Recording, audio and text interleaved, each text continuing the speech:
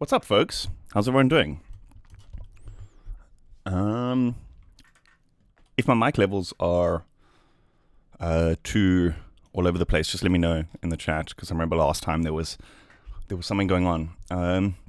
How's everyone doing? VA Theme 542 Isomatic Best Korean Jesus Alien Intelligence Agency.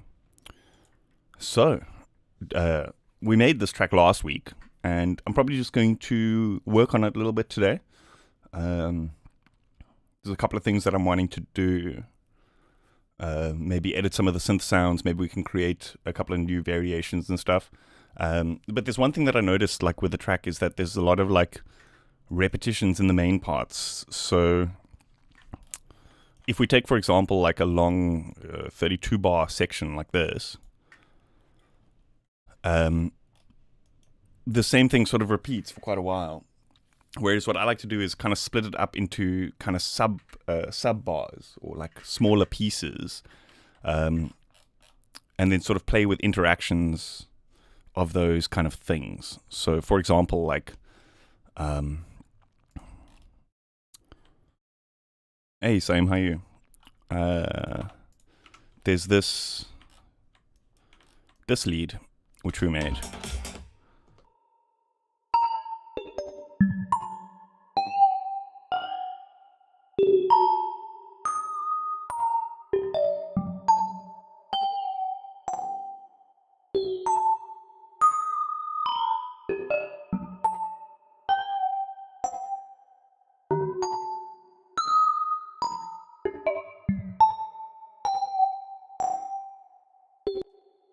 I think we can make like a couple of variations of this, like with different MIDIs and stuff.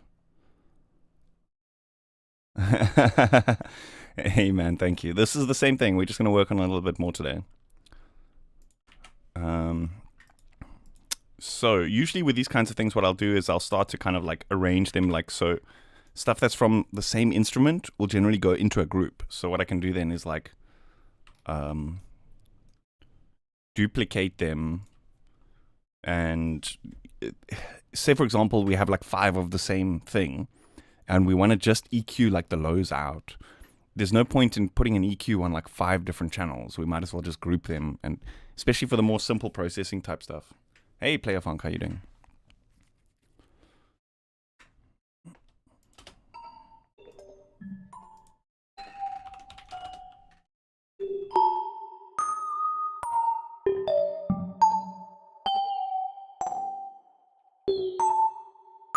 Hey, Priest, how you doing, dude? How you made that robotic lead sound?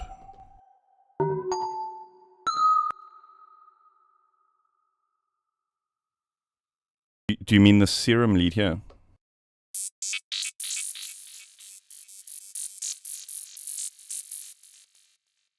We can create a couple of variations of that kind of thing. It's a similar kind of thing. Well, I guess it's for those who might be, I guess, a little bit more new to sound design. It's a sort of staple thing called FM that generally tends to lead to similar kind of results. But we can make a couple of those variations.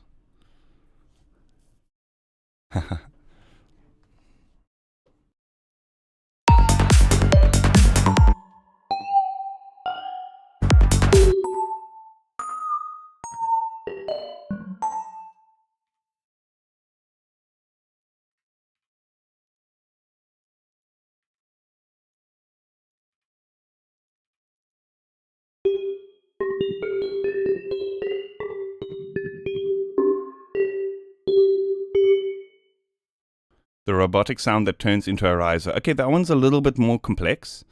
That one's using granular technique, but I can show you a very similar thing with a sampler.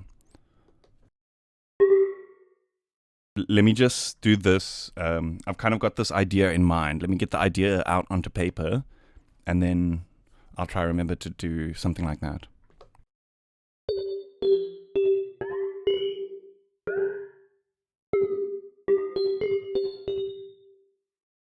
So with this one, I was thinking what could be cool is we can kind of play with that, like, play with the difference between melodic and chaotic. So With the other variation, there's that kind of like, it has a kind of harmonic structure to it, right?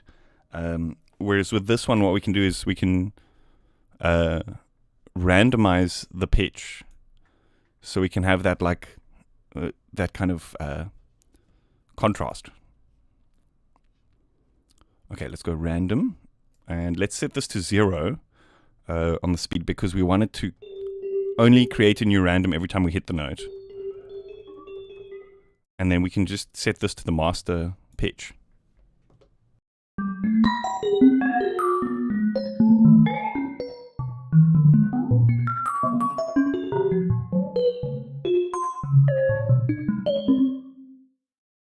That's pretty cool. Faceplant is like Serum. I guess the easiest way to explain it is like, it's like a Serum, but you can add a lot more oscillators. You know, Serum is oscillator A and B, whereas this you can kind of keep going until you have, I think 32 is the maximum. But same thing with the effects, is you can have like multiple of the same effect, which I think is super powerful for, especially for stuff like distortions and that kind of thing. Often you want a couple of distortions, you don't just want one, do you know what I mean?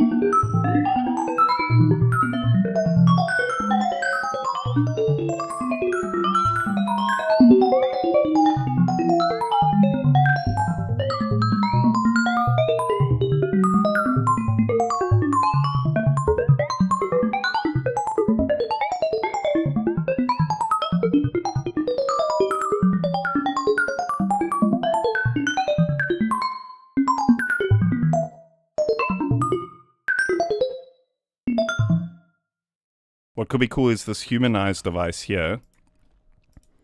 And then we use this chance to basically set a probability at which one of these MIDI notes will be triggered. So, for example, if we set it to 50%, then it's going to, each time a note plays, it's got 50% chance of actually playing.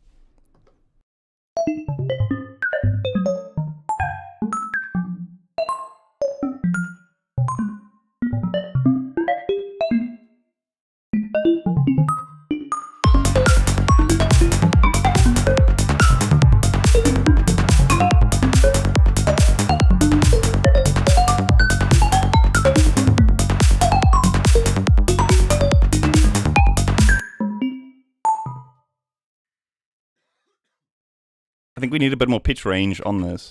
It needs to go like higher and lower. And maybe just start higher as well. Let's go 24 maybe.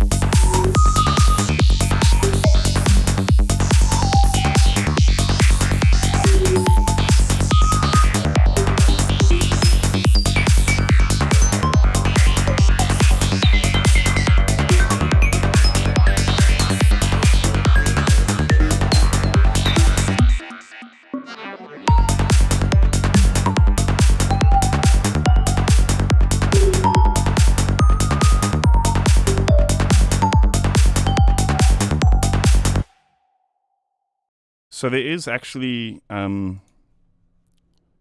with this sound, there is actually some FM happening, but it's just on the transient. The reason is because with the pitch bend and stuff, it kind of goes wonky, and you don't want that kind of like inharmonic sound to go into the sustain of the sound. And I guess that's what gives it a kind of more metallic sound. I can show you by turning this up. It starts to sound a little bit too unrealistic, which I guess maybe with the more chaotic one, we could, with some random, apply that. So sometimes it does, sometimes it doesn't, you know.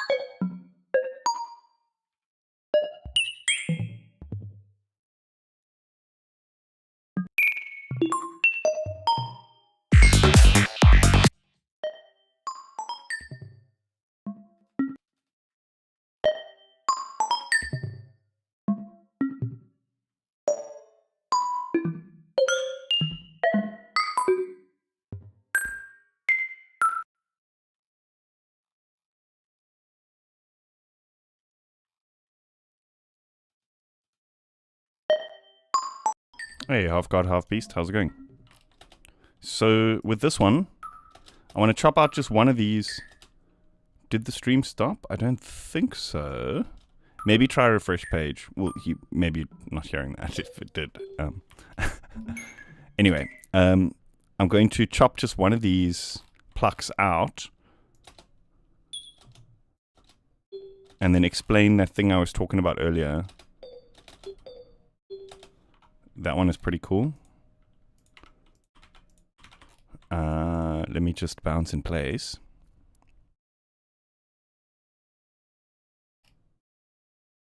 And then, so that particular sound, same that you were asking about, was made with phase plant because there's a thing you can do which just makes this technique a little bit easier. But that being said, is you can still do it with a sampler. The basic concept is it's just like any sound, but then it's just the loop point at which the sampler plays is so fast that it kind of creates a frequency. So like if we just change this, you see this milliseconds here. This is kind of, you can kind of think of this as the frequency of the sound because it's the speed at which the sound is playing, right? We can actually zoom in here and set this to smaller. So this is some kind of pitch, right? In fact, we can get a tuner, G tune, and we can make sure that it now sits at the note that we're putting in. So if we set this to C, close enough, now we can play this like a lead.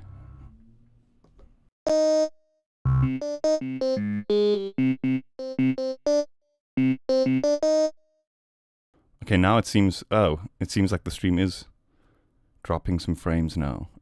We jinxed it. I'm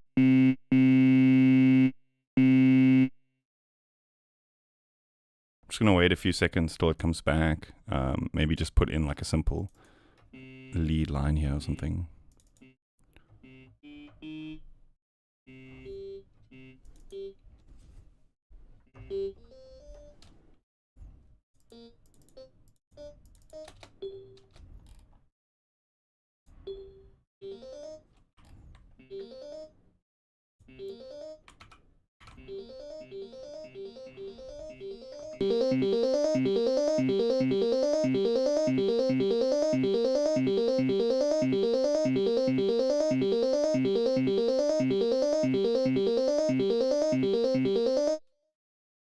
Okay, it looks like we're back. So then here, what we can do is we can assign like a macro or any kind of parameter to change this loop length. In fact, we want to do it this way, like this.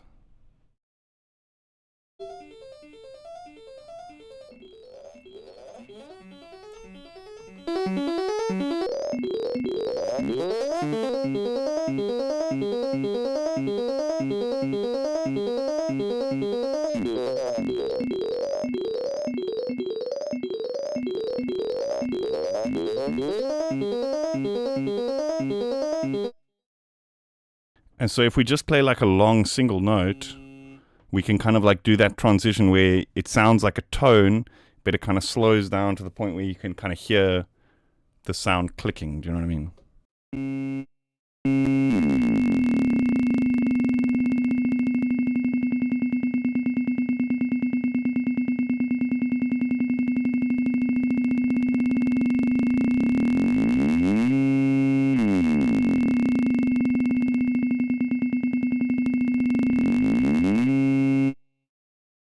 We can even use this. There's a lot of samplers will have a crossfade, which basically just fades the edges. That makes that clicking a little bit less apparent. And most DAWs, like, are you using Ableton? Because in Ableton you can do this with the Ableton Simpler as well, or Sampler, whichever the main one is.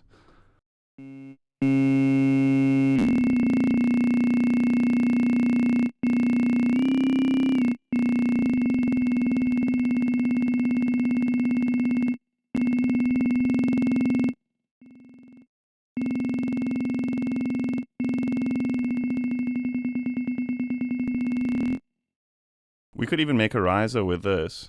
I use FL Studio, so I don't know if I can do... Yeah,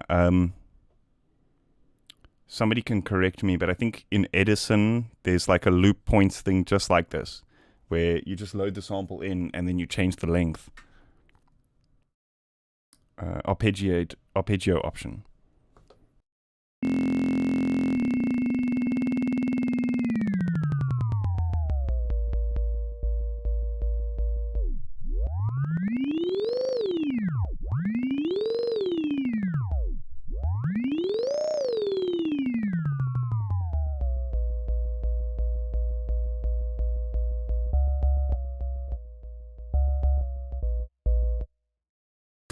You can also make bass with it.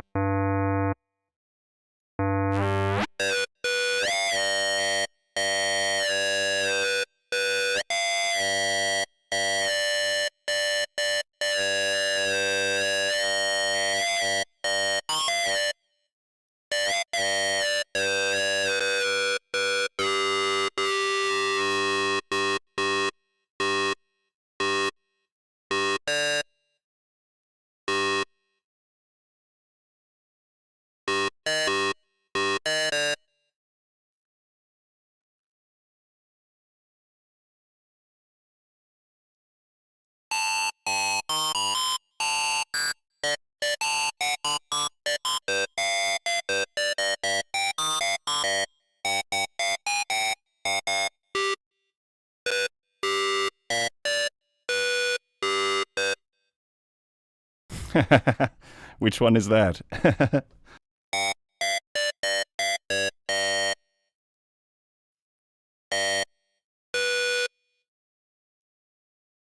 Damn, no effects, nothing. It just sounds crazy. Yeah, I think with this one, what I want to do is I want to like sequence that that FM with the velocity. New to this, do I get Serum to make Cytron sounds? No, no, you don't have to. You don't have to. To be honest, you can do. Do you have Vital? Because with Vital, you can do these. If you had to take these exact oscillators and load them in Vital, you'd probably get the exact same sound. So like you don't need, and even with like the FL built-in stuff, but I find that the FL built-in stuff is a bit convoluted. Do you know what I mean? This is very easy to understand what's going on here. Do you know what I mean? But Serum is great. It's one of those things where it's just like every time I use it, it kind of just it sounds amazing. So Spire and Homage. Spire's good too. Can you load wavetables into Spire though? Because that's one of the things that makes I think that kind of made Serum special.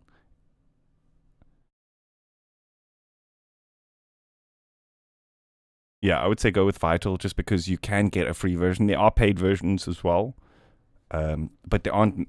The only difference is the amount of sounds that you get with it. So it's not like you're limited in terms of the capabilities. Do you know what I mean?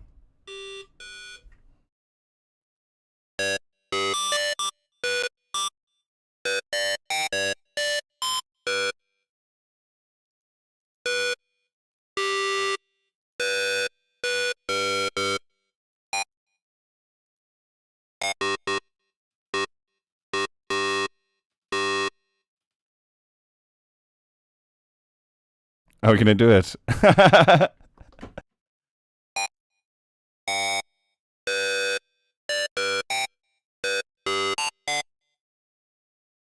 What's the second note?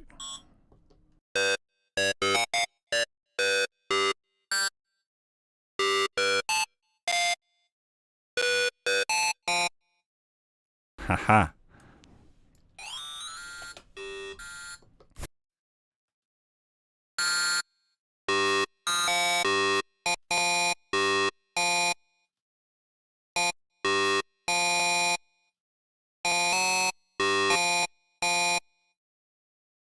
There's a weird high end though that like I'm not a fan of. Hold on. I think maybe if we set the randomization of it's still there, but we can maybe saturate a little bit.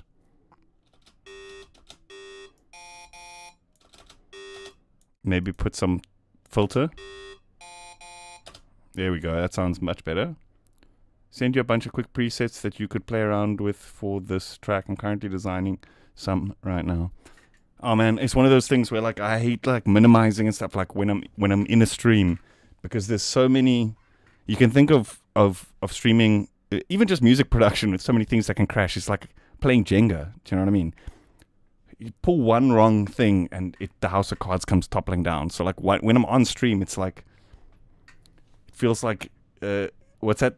Mission Impossible dodging lasers. You know what I mean? So like the last thing I want to do is start downloading and installing but send them to me. And actually, I'm pretty sure this has happened before. And I was like, yo, dude, send me and I promise you, I'll check them out on stream. And I think I still haven't. So I'm sorry.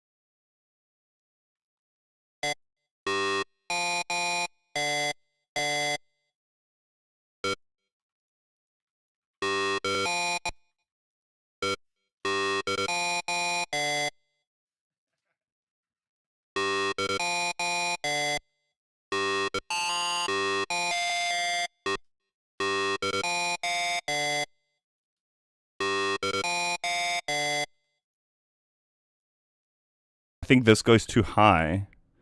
Oh, but now we're going to have to edit all of those velocities. Shit, I didn't think of that. Silly me.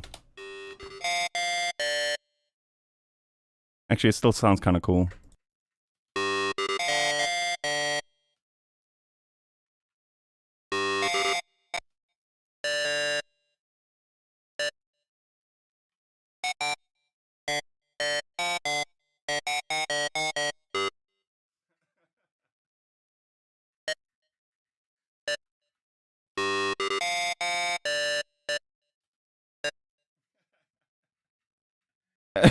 It always does, dude. It always sounds like Prodigy at some point.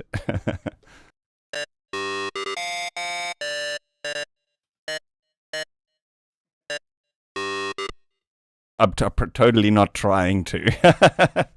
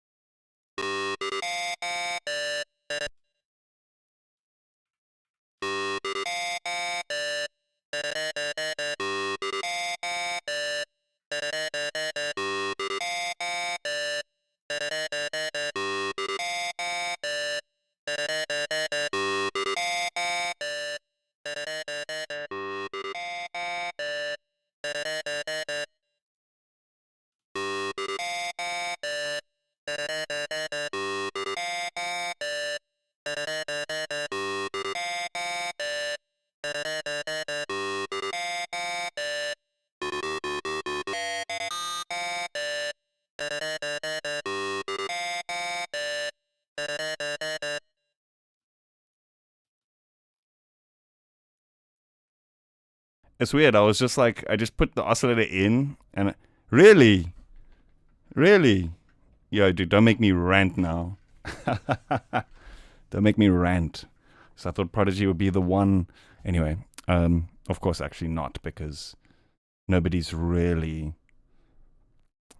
immune from the plague. It's just, yeah. Anyway, I was just like putting the sounds in there, and I was like, yo, that sounds exactly like that sound. And then I just started playing it on my keyboard, and it just happened. So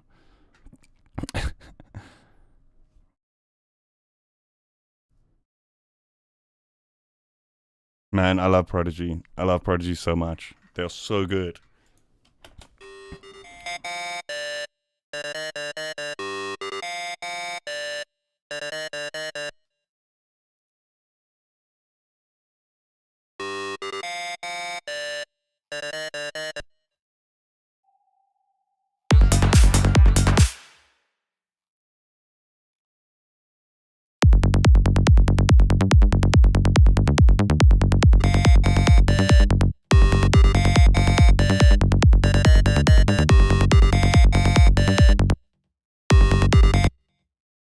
I'm not even going to. I was just like playing around with it. I think what we can do is we can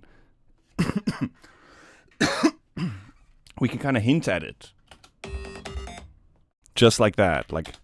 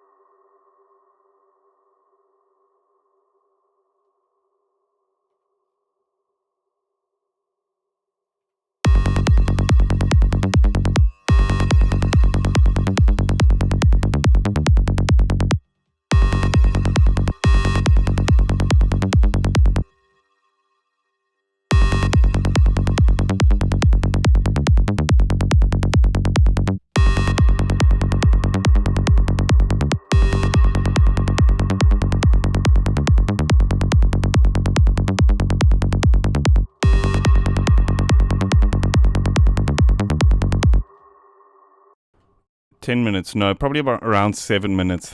I think that's for me like the golden ratio, around 7 minutes. And too short, and then you don't get enough of the journey. And too long, it tends to waft on a bit much. Do you know what I mean?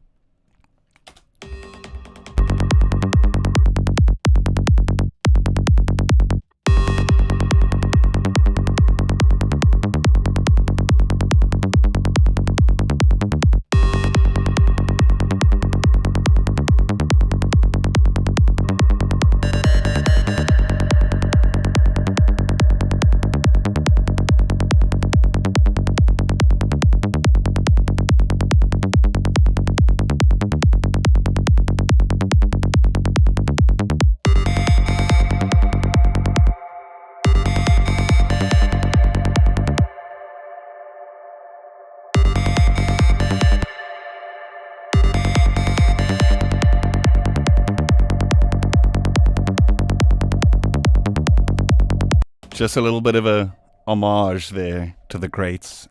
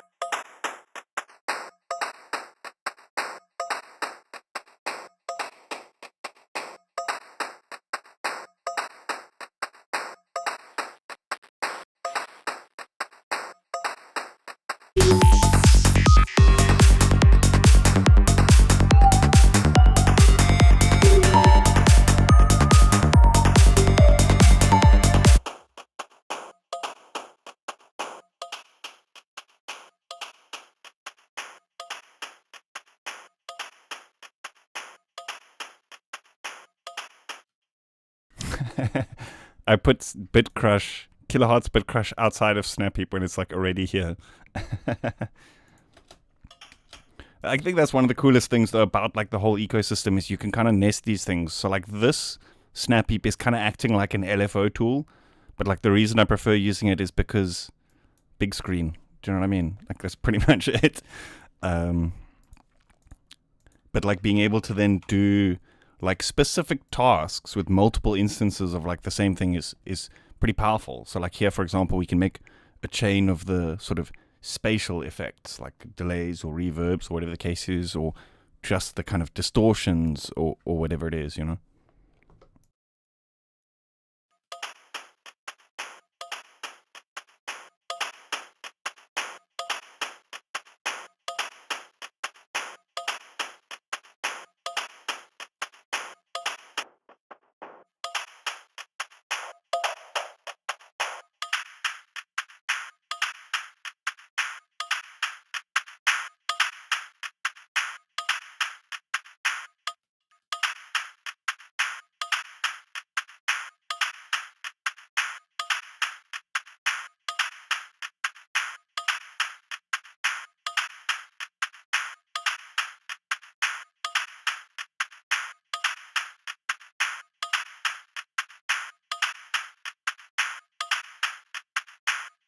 Whenever I'm doing this kind of thing, like processing, hey Zenline, how's it going?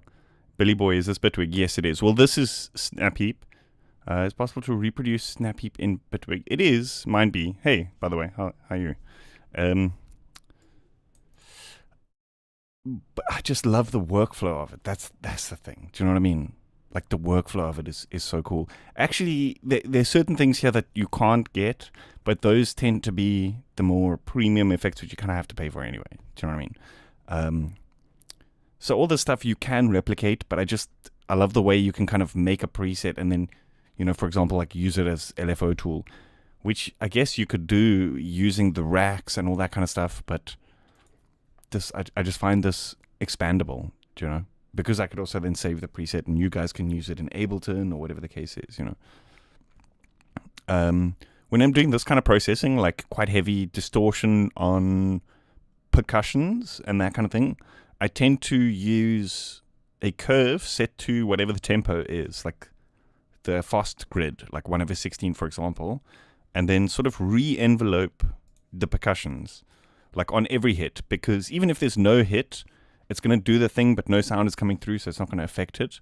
But the reason being is you can kind of like, distortion often like blows out the body or the sustain of like a drum sound, right? Kind of just everything together. And then you can kind of use this to shape it back again. Do you know what I mean?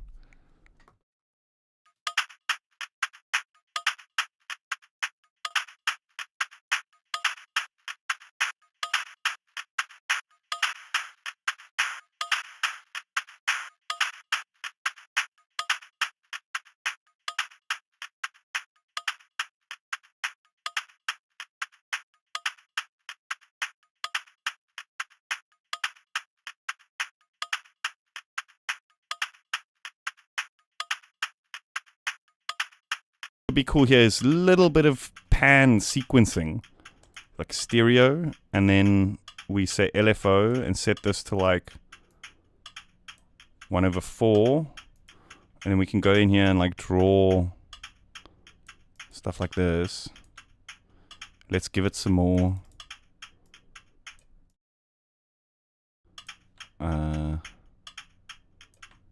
resolution like this, and then we can kind of just do like a movement on the panning. Set this to bipolar.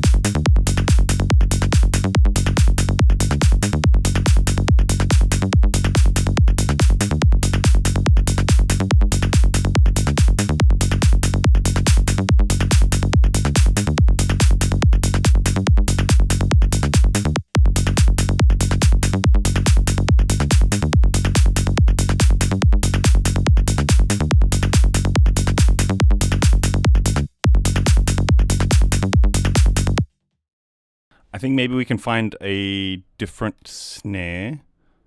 This one's got, it's a bit too punchy. Maybe we can go for more of like an old school sounding, just a little kind of 909 type of snare. Do you know what I mean? One of these types. Let's not remove that one yet, just in case. It already sounds a bit better. I feel like with more complex arrangements, like when there's a lot of stuff going on, sometimes just using the simplest of stuff like a drum sound can often work out better, because you're not really focusing in. I guess the main difference between this kind of snare and the more punchy modern snare is the transient. But when there's a kick happening every time, there's not really much. You're not really paying attention to the transient of the snare, right? So you could use something a little bit simpler, maybe even just a little white noise, and you're not really paying attention to the transient of the snare, and you can get away with that then, I think. In this case, even, you can see that this snare, this is something that you actually notice with some of the more analog synthesized snares, is they have this kind of attack. But it's because analog envelopes kind of like, they had like that inertia or whatever, so they're never exactly on. And sometimes that can sound good because it kind of like, it removes some of the transient where the kick will be. Do you know what I mean? Cadabra, hey man, can you show bass processing sounds so good and tight? Thank you, I appreciate that. So the bass, I don't think this stuff is really doing anything.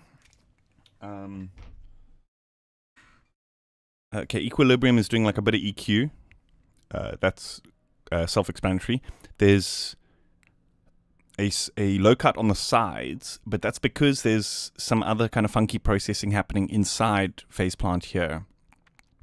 So I've done a video on this technique where the concept is to kind of split your harmonics up into individual partials, where the sub is then being generated by its own oscillator, the mids are being generated by their own oscillator, and the tops. I've kind of done a video, a couple of videos actually explaining this technique. That's basically what's going on here, but then there's a sort of additional layer of stereo processing happening as well. But it's pretty simple. Like, that's the processing. As you can see here, there's just a filter, a little bit of EQ, gain, limit.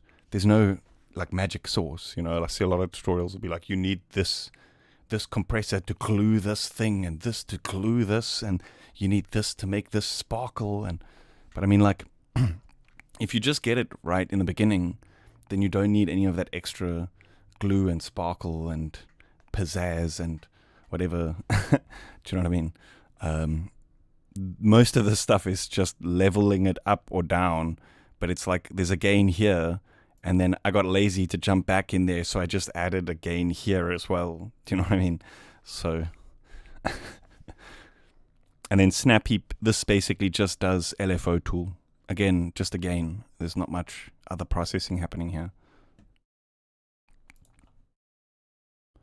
So I guess the reason it sounds so clean is because it is. Do you know what I mean? It is just the waveform that I want. There is nothing else kind of added on top that's going to make it not sound clean anymore. And I feel like that's something that can happen, is if we focus too much on like what can we put on to make the thing sound better, you add so many things that it kind of like, it's like each thing starts to do a thing that then degrades the original vision that you had, How much did psychedelics influence your journey into psytrance? Come on, brother. Like, it's everything, isn't it?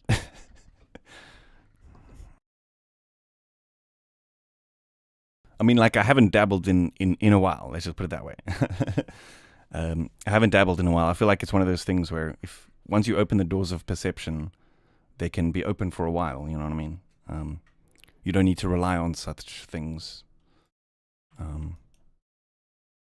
to get to that place, It's all from phase plant itself. Yes. So let me maybe break it down like a little bit simpler, because phase plant can be a bit confusing, right? So that sort of clicky sound that you're hearing, I guess it's less of a click and it's more of like a balance of frequencies. So there's an effect called disperser, which is quite common on trance basses because it kind of adds a bit of a click. It doesn't really, but it sounds like the top end is more present. Do you know what I mean? So disperser is basically the effect of a lot of multi-band processes. So you don't necessarily need phase plant and disperser to get the sound. You can use something like OTT and get the same sound by just putting multiple of them on top of each other, right? But the thing is, oh, oopsie. The thing is that it tends to add like a bit of a tail to the sound. So when you're going this route, like running the process live, you have to sample each note out to kind of get it to sound as clean as like the professional tracks or whatever the case is. So what I've started doing is actually using an effect inside the wavetable editor. So if we just drop a wavetable here, the phase plant wavetable editor actually has disperser built in here, but it's an offline process, so it doesn't actually affect the transient or the tail of the sound. It just gives you the sound of that effect, right? This is a bad example because this is a sine wave. Just go new. And we can draw in a saw wave here. I'm sorry if this is getting too technical. We'll dial it back in a little bit. So we can apply the effect here. And so all this is doing is it's just changing the waveform, but it's not actually giving you like the resonance that the actual offline, that the online process would give you, right? Like multiple multi-band processes and all that kind of stuff. So you can think of it as the idea of something sounding over-processed, but sort of dialing back, like what is it that we're looking for in that processing?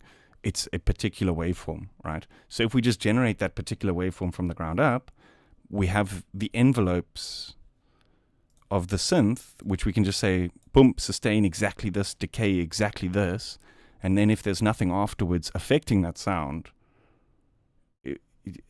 I don't know if that's making any sense or if I'm just rambling. The concept, I guess, is similar to taking something like, something that I've seen quite often is, let's say, serum, right? And then putting a note in here. And so this is going to be a saw wave, right?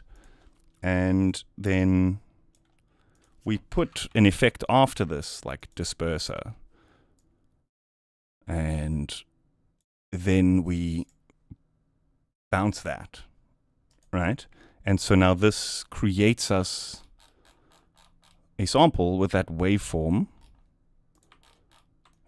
You can see it's kind of similar to that. It's the quick squiggle, long squiggle.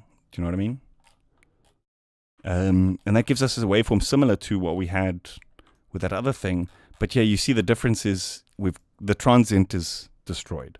So like, if we're going to do it this way, then you have to actually chop this, move it along, and then re-trigger it. You know what I mean? Which is a bit of a pain in the butt. But what you can do with wavetable synths is you can load up that sample that we bounced out, right? Here. Dynamic pitch follow, I think is the correct one. And if we put the phase here,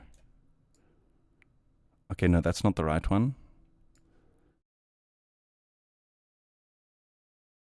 Yeah, 0 snap. That's the right one. We get that sound, but it's like I was saying, where it's infinitely repeating. It's not affected by any adjustment to the transients, and the release ends exactly when you want it to, because it's not a synthesizer, it's not a sample, or it's not being processed or anything like that. But now we have like the sound of that. Do you know what I mean?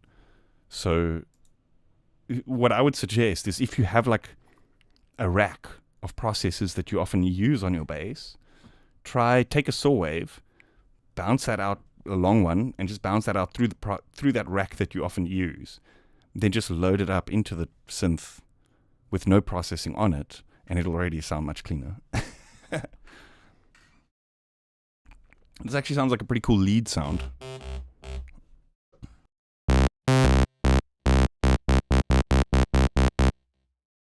So from here, it's like it's the usual Psytrance bass stuff. Low pass filter, envelope.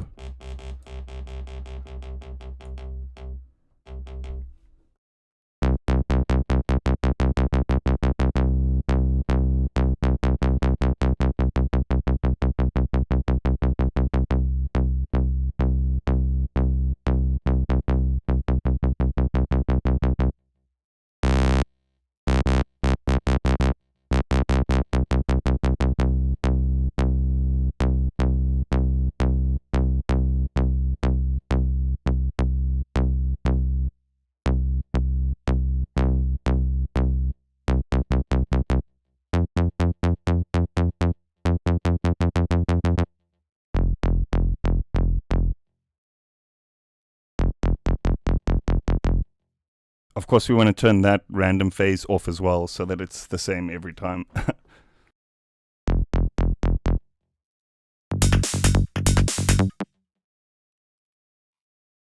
But then let's just try this serum bass real quick, just so I can kind of like prove the point. Do you know what I mean?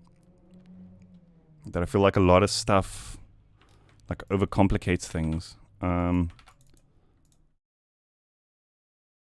Okay, well, I say that while I overcomplicated the things, but like, you know what I mean? Like, if this technique is actually simpler, because once you nail it, you don't have to sit over processing and figuring out the mix of things over and over. It's just the volume. Boom.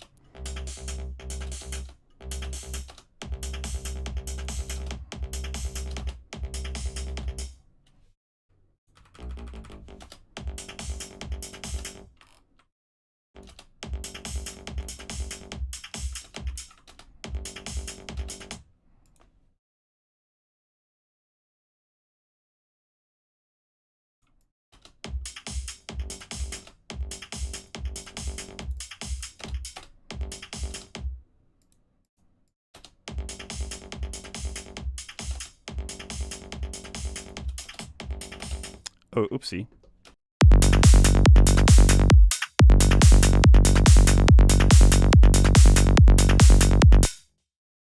And then like from there, it's just like a bit of EQ if you want to like adjust a certain range or something like that.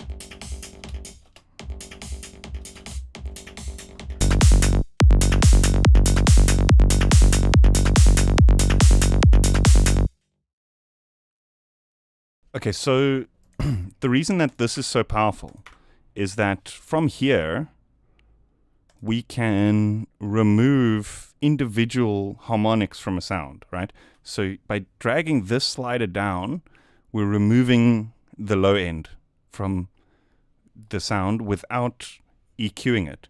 So there's no phasing, there's no stuff that would happen with linear phase EQs like transient shifting or anything like that, or pre-ringing or post-ringing, nothing like that. Because we're changing what bands are being generated. So here, it still sounds nice and full, but there's no subtone here, which is pretty interesting.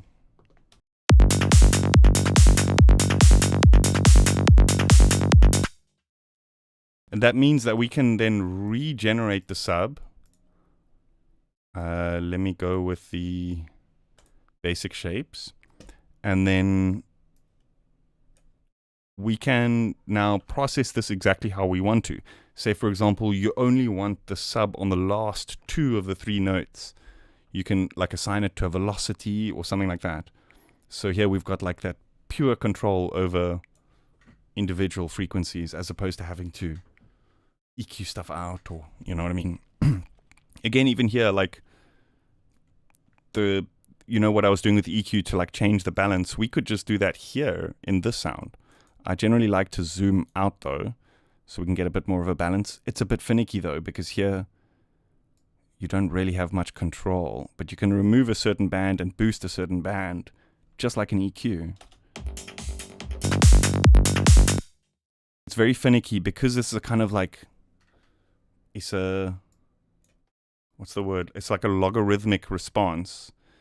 The higher you go, the lower you have to punch it in. Do you know what I mean? Otherwise, it can sound ringy.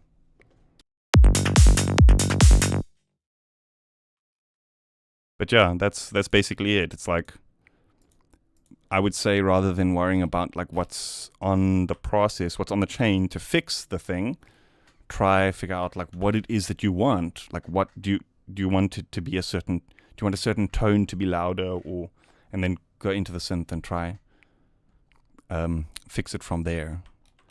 The vibe that we're going for today, I actually don't know. Like, we were just working on the thing we started last week, and added a little bit of homage to Prodigy.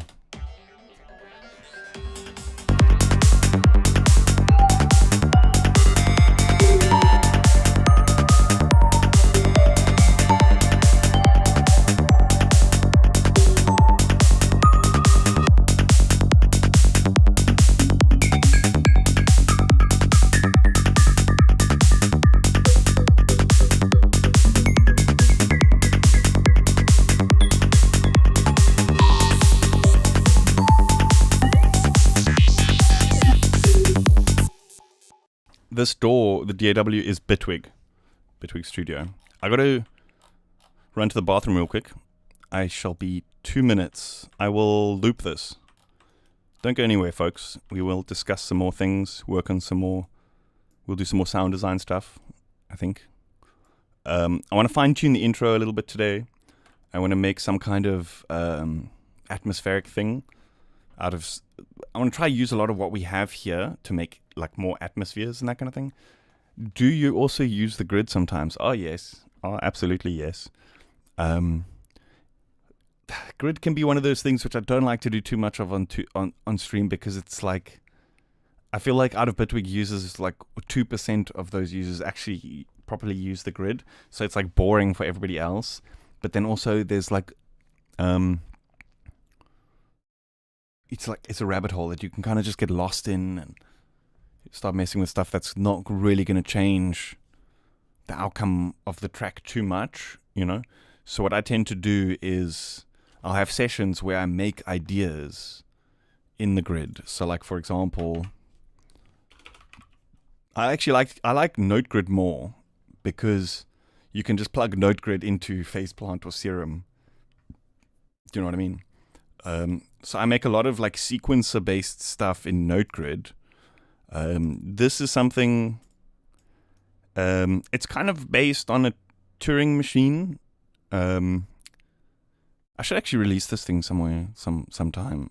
I'll probably release all these sequences as like a pack, you know.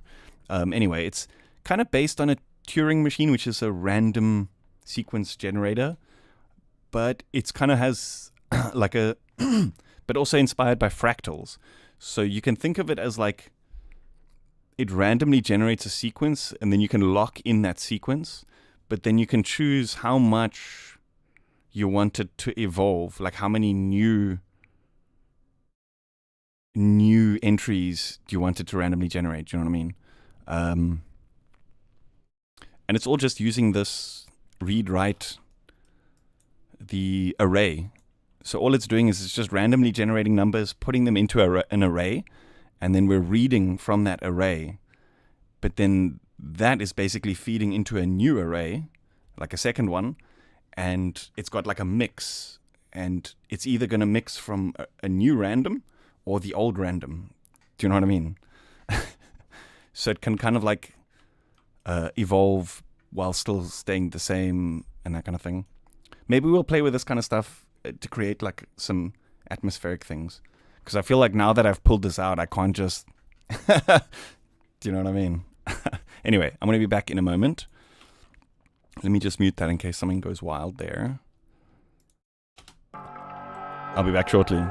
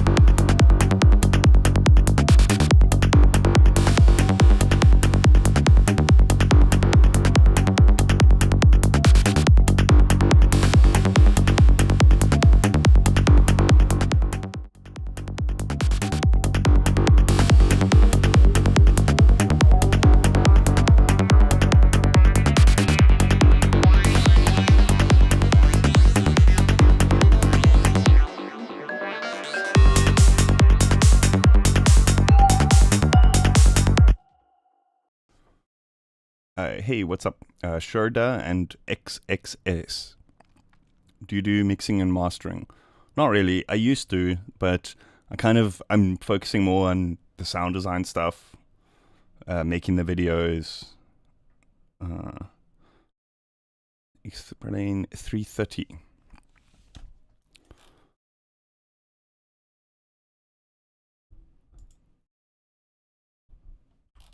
you mean this part?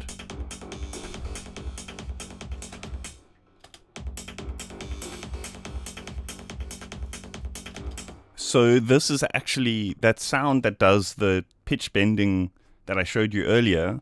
This is that same sound, but it's just playing a melody, or it's just playing like a basic sequence now. But it's the same sound that does the pitch bend thing.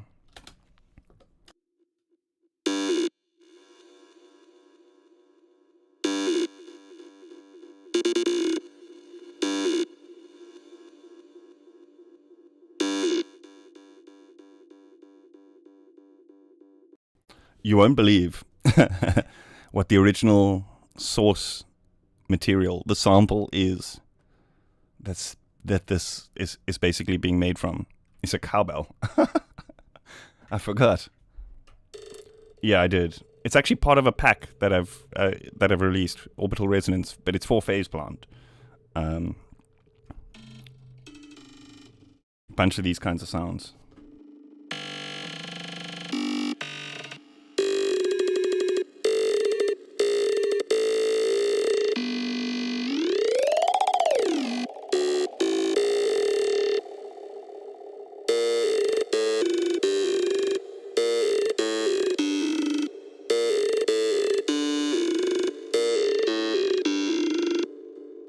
Actually, that's a pretty cool sequence. Let's do something like that somewhere. So what I'll usually do is, like, when I discover something like that, like, oh, this is cool, what I'll do, rather than going in and messing with this, I'll just duplicate it and then mute this other one, or I'll probably end up using it in a different part anyway. So we can just put like kick and bass here and just start making like a new variation.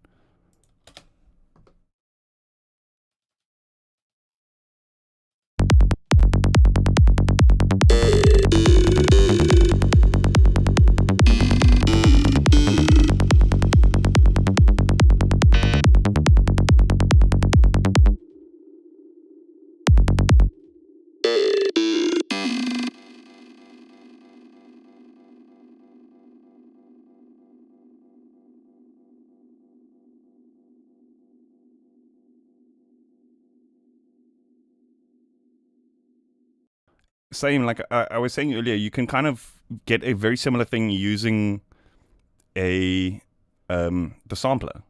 So do you remember at the beginning when I showed you, or earlier when you asked about the riser, and then I showed you take that sound and then you make the loop points really thin, and you put a tuner afterwards, and then you tune that to the key that you're playing.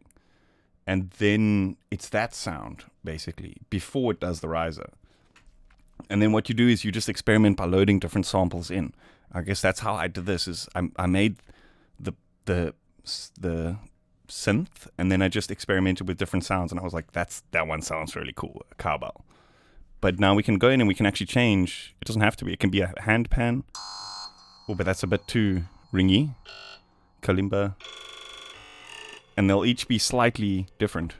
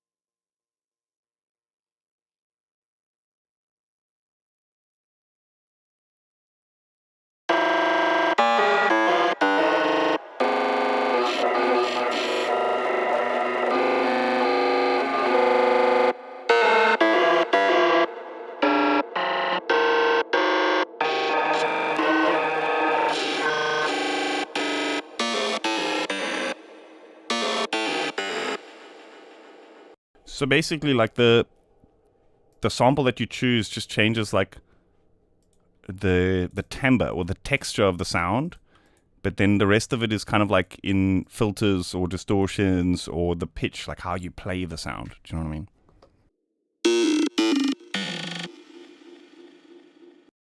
Omnisphere, no. I'm not a big fan of Omnisphere, to be honest, just because the interface is a bit of a nightmare, like jumping between all the hundreds of panels and that kind of thing. I love how this is like everything is right here. Every effect, like it's just right here. We don't have to jump between different menus and panels. But I believe with Omnisphere you can actually do a very similar thing with there's the grain oscillator. Essentially, this is a granular synth and a sampler are very similar things in concept.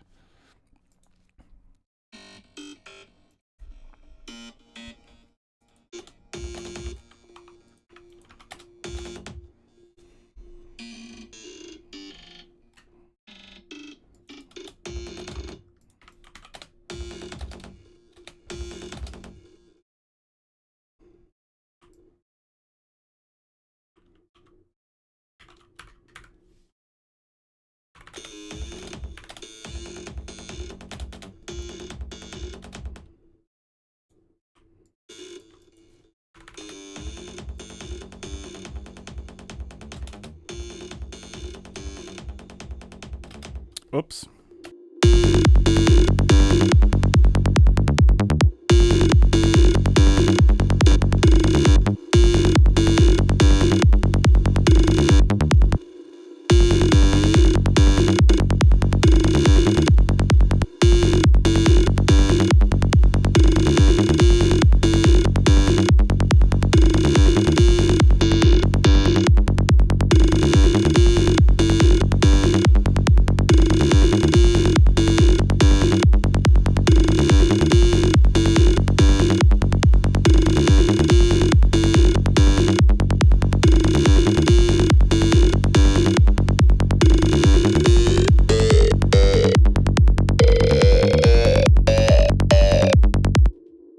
And then the sample that's loaded inside that sampler that you've set this looping thing up, if you change the pitch of the sample but leave the note playing the same, like that looping thing, then you can change the formant of the sound like that to get that kind of infected mushroomy thing.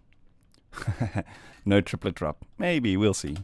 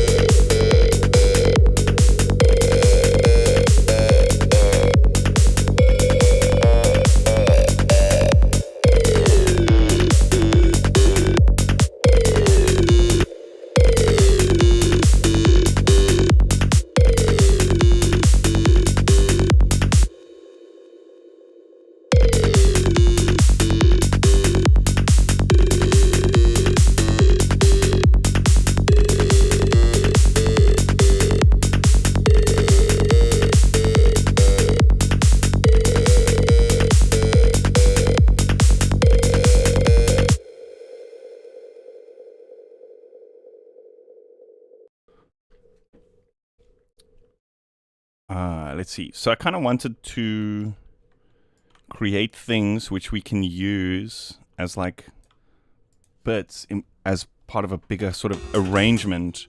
So like, for example, here, we could just use like one quick run of this alongside the other things, you know?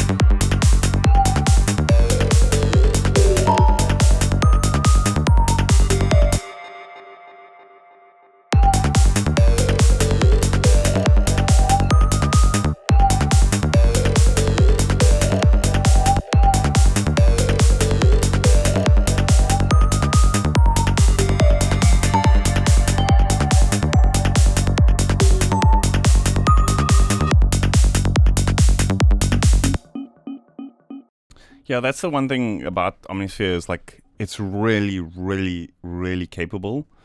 But have you ever seen? Maybe you do.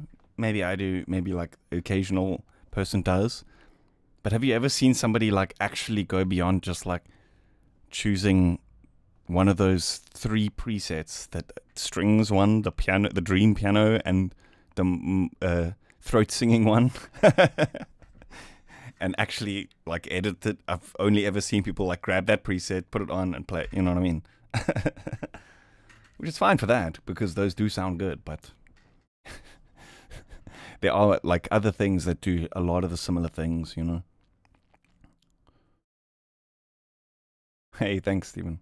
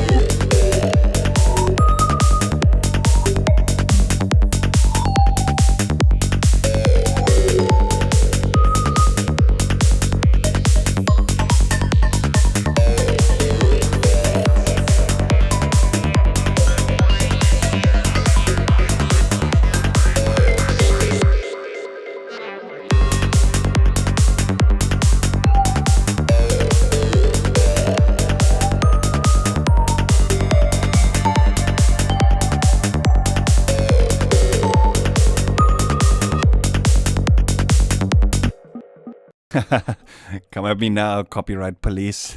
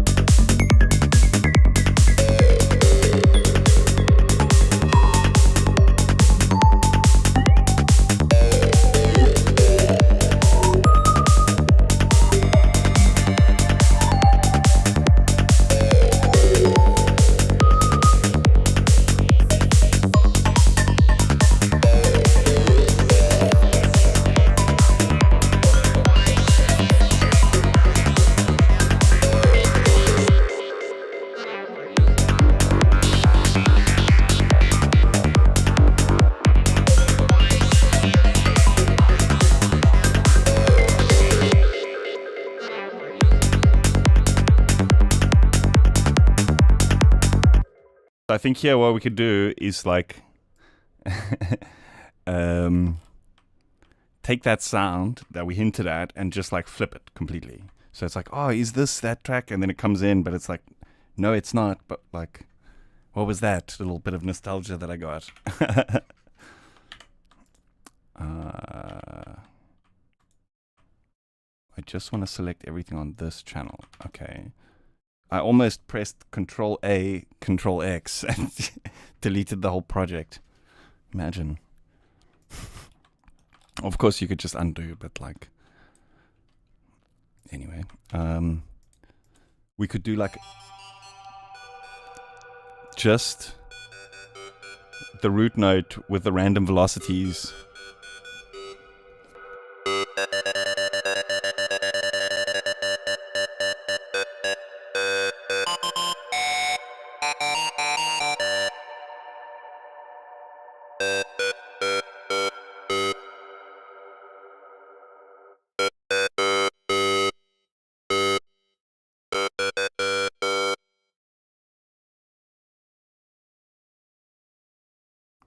For me, like Prodigy was like such a huge inspiration, because when I first got into like music, I was very much into metal and punk, and when I heard electronic music, I was often like, it's a little bit, it wasn't like serious enough. Do you know what I mean? And then I heard Prodigy, and I was like, okay, this is electronic music with like serious attitude, like really good sounds and vibe. Do you know what I mean? And I think it's probably like one of the first electronic acts that I heard that was like, damn, I wish I could make music like that. Even coming at it from like a different perspective, like somebody who didn't like electronic music, you know? So it was inspiring. And I think they break boundaries in that respect. Do you know what I mean? It was like rave heads love it, jungle heads love it, punks and metal heads love it, you know. Obviously some people hate it, you know, but like it was a very unifying act for the time.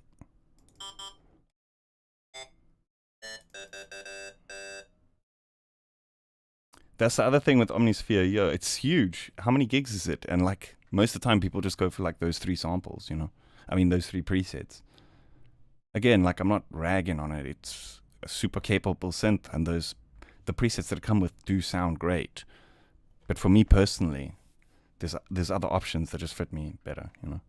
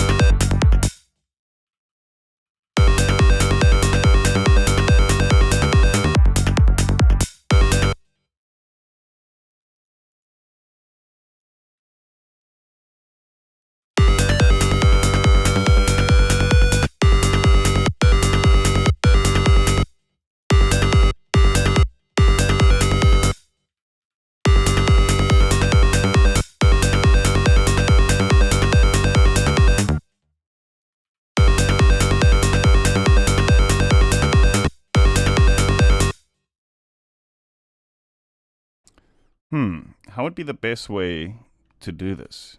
Hey, Adam, what's up? I'm thinking I want this like slow rising.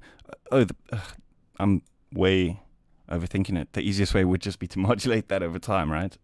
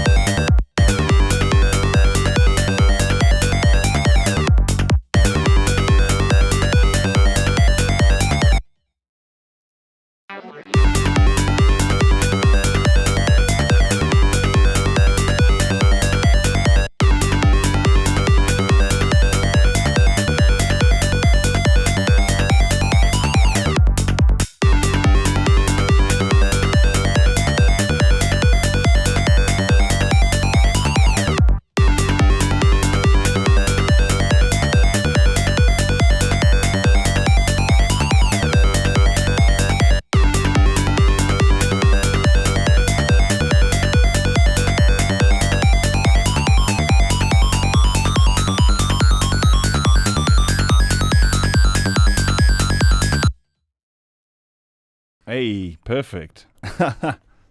It's like a synth and a riser all in one.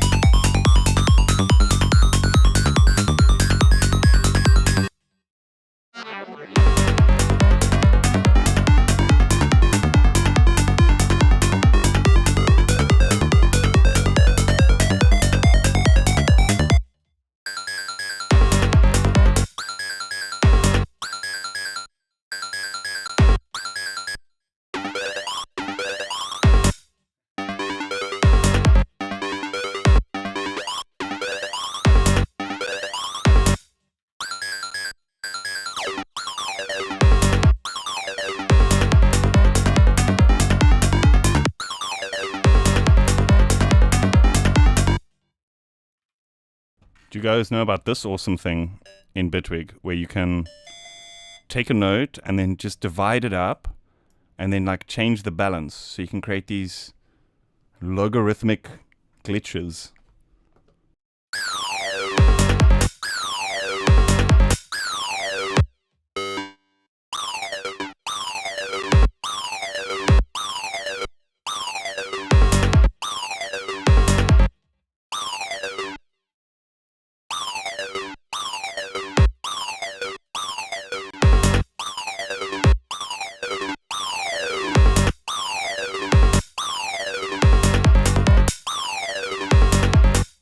And like once it's done, you can actually slice that into its own individual MIDIs. Let's try get all of them. Boom. Yeah. And then we can now randomize the velocities and stuff. Pretty crazy. Yeah, it's like a ratchet, but like ratchet from the future.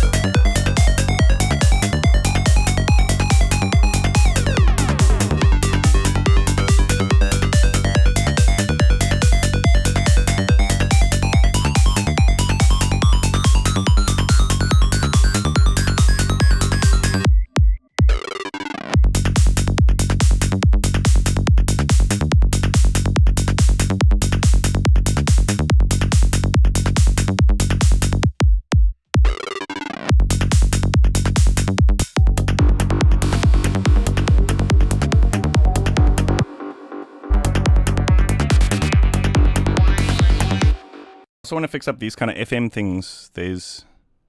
They repeat too often. So, for example, like this, I want to open and then put something else here in this place. Do you know what I mean? Like a different FM.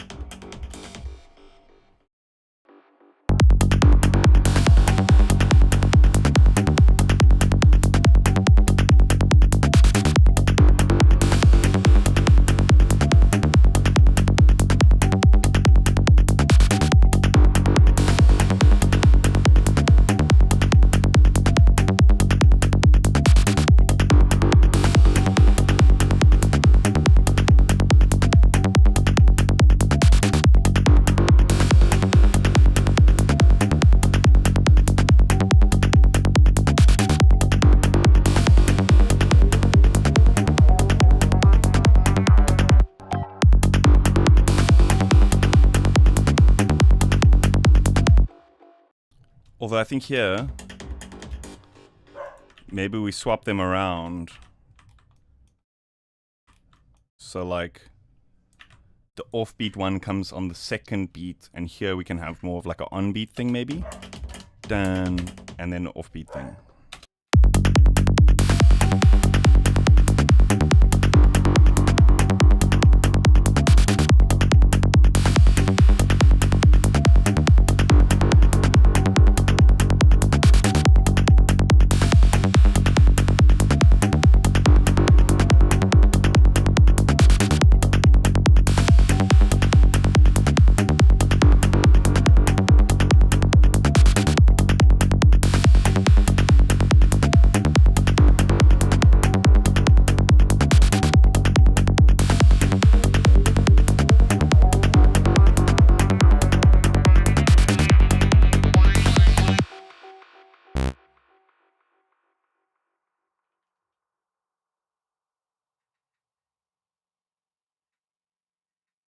Yo, somebody in the street is listening to Freestyler very, very loud. Hey, somebody in my street has taste. Buck a microphone, dun dun. Oh, you don't hear that every day.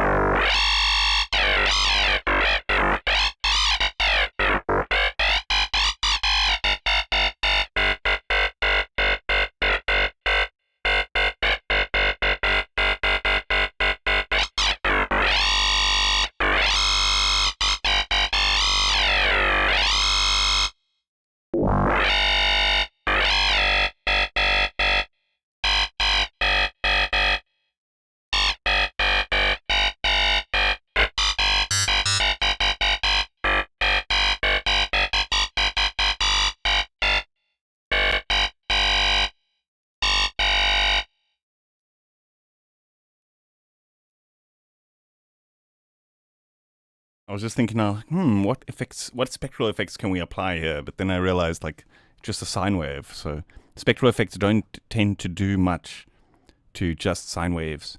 They do a little bit to triangles, but I guess these spectral effects are kind of more focused on the slightly more complex waveforms. But some of them can do pretty cool stuff with just the basics. But like the sine wave stuff doesn't like on sine waves, it doesn't really do too much.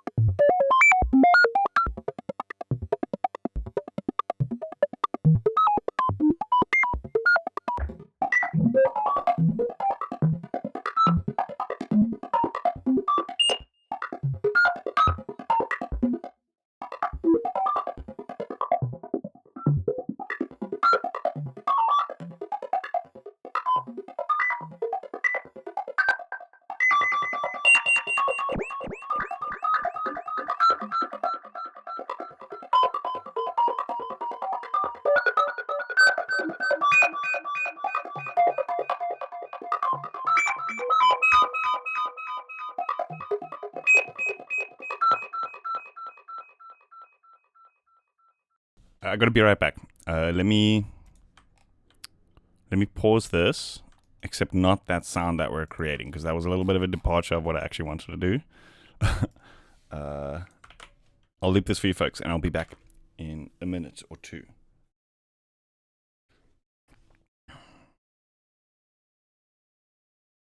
Yeah, we'll play with Fight a little bit more. I think I want to do something a bit simpler, not that crazy resonance stuff. We can do just a simple kind of like more simple FM kind of thing. That thing we had at the beginning was starting to get there, and I think it went too far with the filters. But yeah, I want to be right back.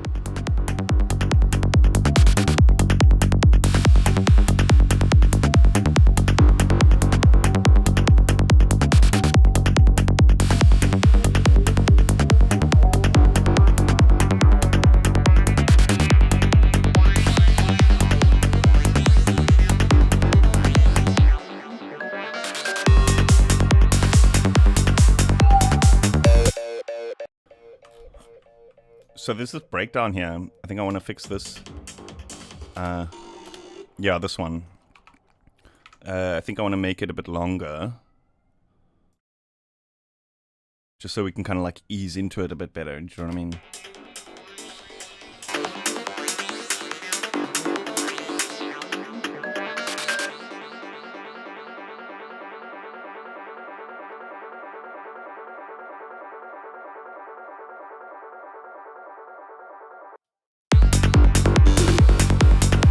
Oh, that was a mistake. Thanks.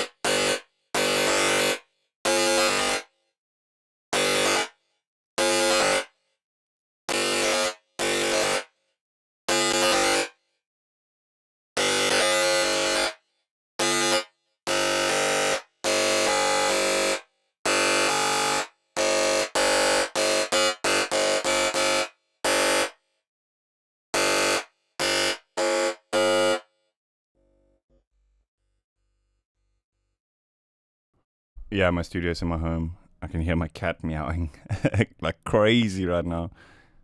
It's about 1 minute past dinner time. That's why.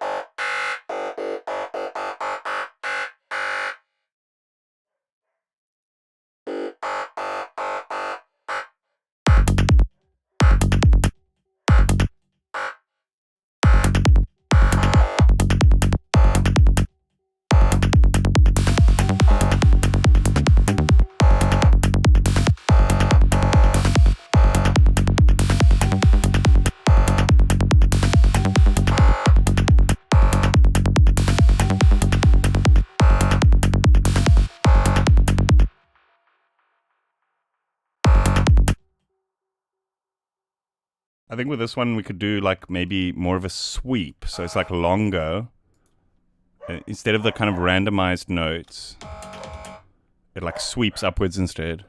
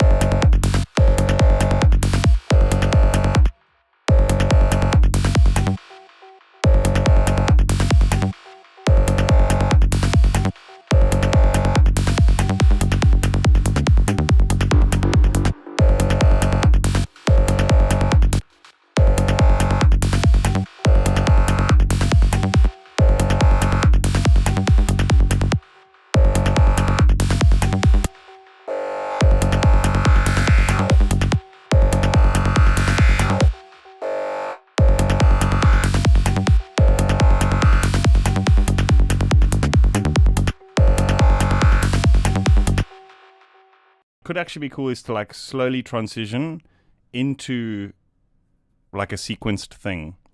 So if we have set this random onto this filter frequency and then set this onto that amount.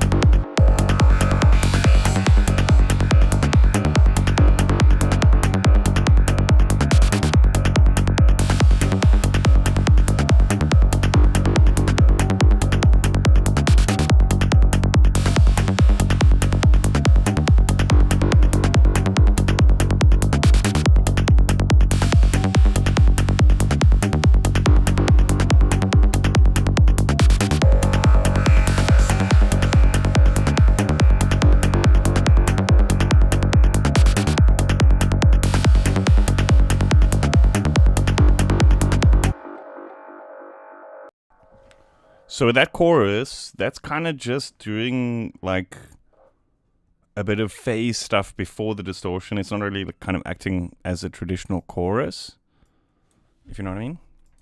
We can try that though. Oh wait, is this even the sound I'm thinking? Oh yeah, the chorus is here. Yeah, that's usually why I freeze it, is because the modulation before the distortion tends to sound a bit washy. But then if you freeze it and kind of just use it static, it just adds like an extra voice to the distortion. But then what could be cool is like to sample and hold like the cutoff here. Do you know what I mean? Because then you're changing the filter that's applied to that like effect.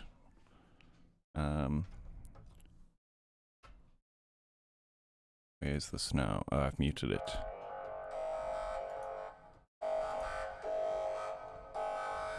So to modulate this one instead, you know what I mean?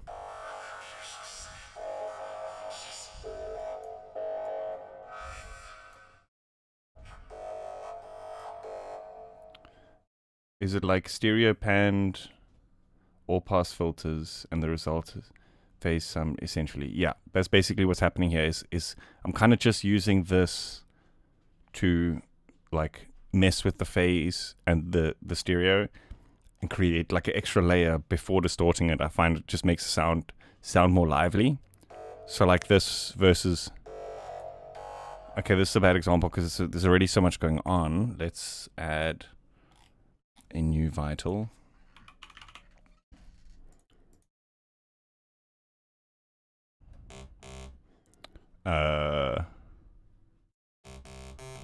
So then here, chorus, distortion. It kind of sounds a bit like washy, like unison-y, if you know what I mean. Which is cool if you want that, but I find like the freeze and then playing with this a little bit, you kind of get more of just like a, kind of sounds like a disperser, kind of like all pass filters, like you said.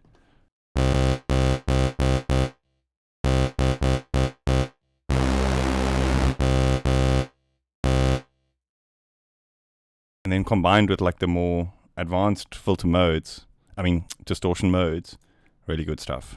Just turn the volume down a bit here.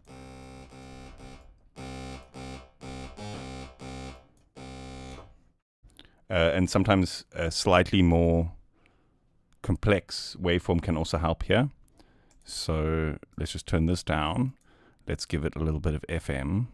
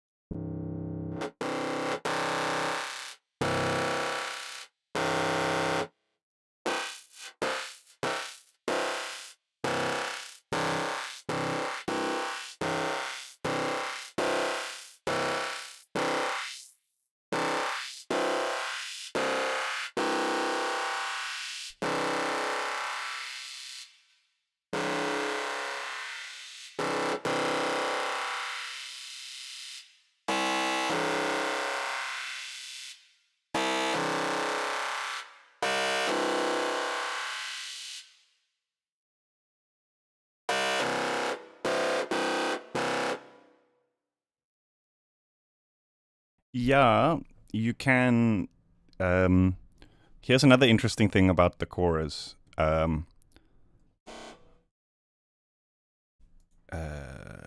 open up another one. Is that the chorus is basically a resonator as well. There's so many hidden resonators inside Vital. It's actually crazy. But the chorus is basically a resonator. So if we just give it a little pluck of noise, chorus, feedback up. Oh, it's not the cutoff though. I'm mistaken. It's not the cutoff which acts as the pitch for this particular resonator. It's these.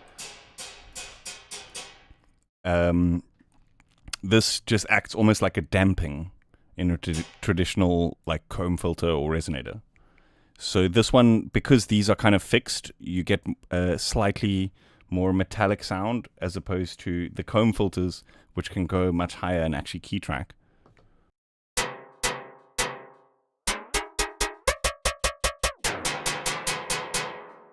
But you can still do it. Let's say enter value 50% and then note track it upwards.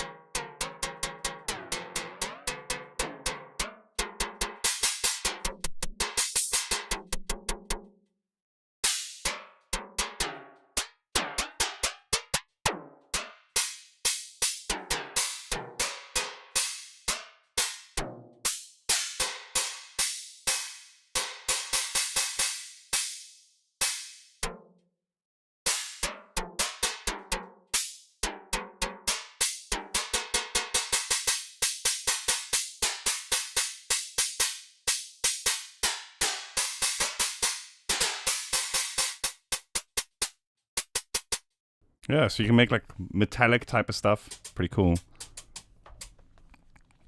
My favorite though is this comb filter, because it's just, the key track is basically built in here already. So if we send the sample through this, boost the resonance, we have a string physical modeling thing built in here. Pretty cool. Let's give ourselves some release. Wait, what's happening here? Oh, this is looping. This needs to be on envelope.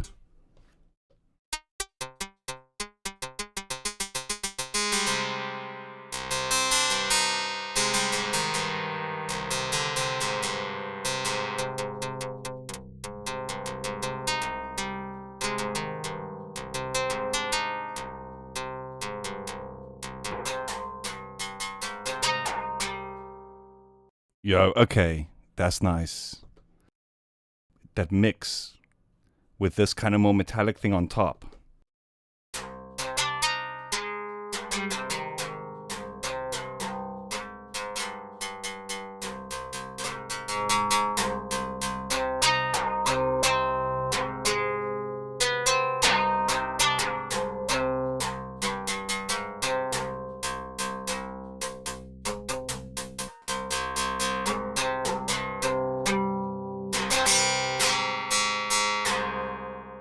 This is just like the white noise with this envelope on the level. So we can actually change this to other noise samples to get like a different texture.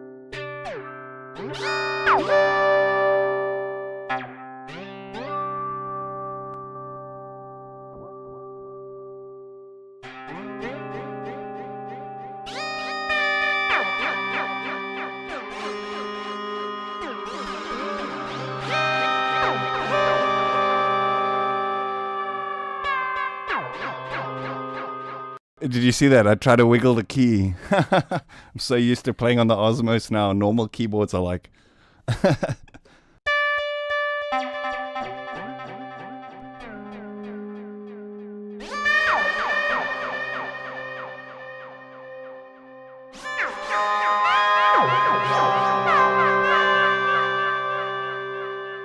Yeah, the pitch is being 100% generated here from the filter, basically. Because the comb filter is just a delay. But when we turn the resonance up, that delay's feedback basically goes up. And because you can key track filters, like based on the input, it's like automatic. And then the other cool thing is, because this is a filter, it's kind of polyphonic. So you can have keys that overlap. As opposed to if you do it here in the effects, you can't get those overlaps as nicely. You can hear the audible overlaps, you know?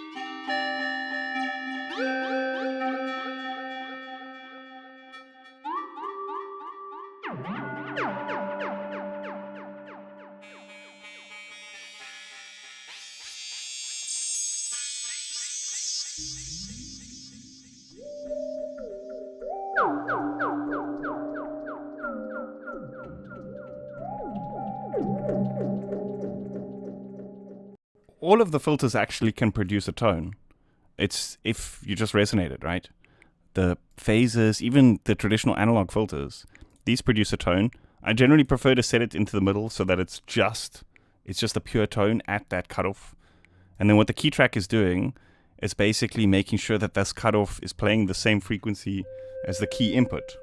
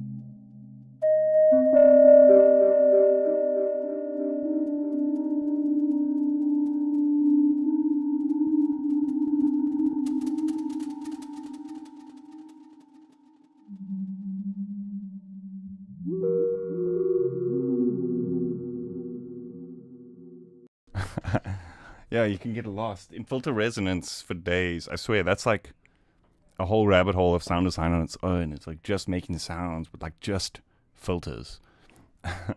Crazy stuff. Cool thing is with like analog filters, often you can do it without even feeding it a sound. So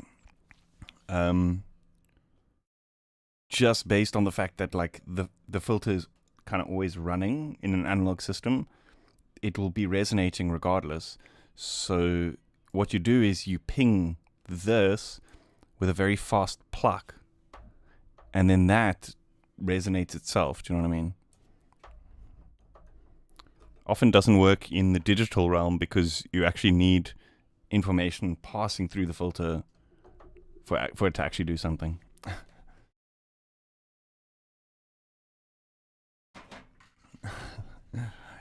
So much nerdy stuff.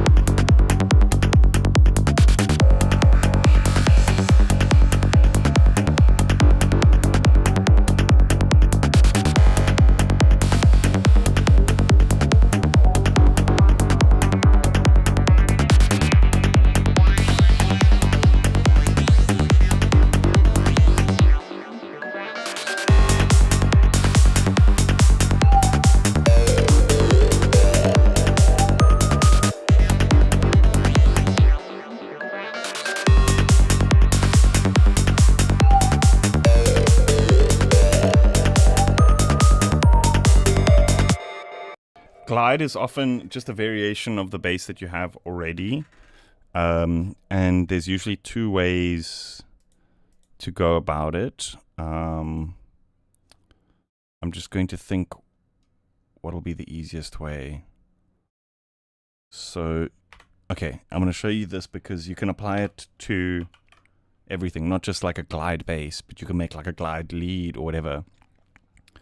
This parameter here, glide, pretty self-explanatory. Hey, JC, how you doing? Some synths call this portamento. Some synths call it glide. Some call it legato, although that's a slightly different thing. Essentially, that kind of glide that you're referring to is a combination of this voice setting on 1 and legato. So basically, a quick explanation of this kind of stuff is glide basically determines how one note moves into the next note, right? And if you want both notes to be audible, you set the amount of voices as you usually have. If you want one note to turn into the other one, it must just be one voice, right? Does that make sense? Because it's one voice. You know what I mean? So you set that to one voice. What legato is you can imagine an envelope triggering on the beginning of the note. With this off, every time you trigger a note, it will have the envelope. When you turn it on, it will evolve from the first note's envelope. Does that make sense? So if you listen to, like, usually the glides that you hear as trance bass lines, they often just have the pluck at the beginning, not on every note in the glide. Like, so here, for example, what I'm going to do is put a filter onto this, so we can hear what's happening, right? Let me turn it down a bit more.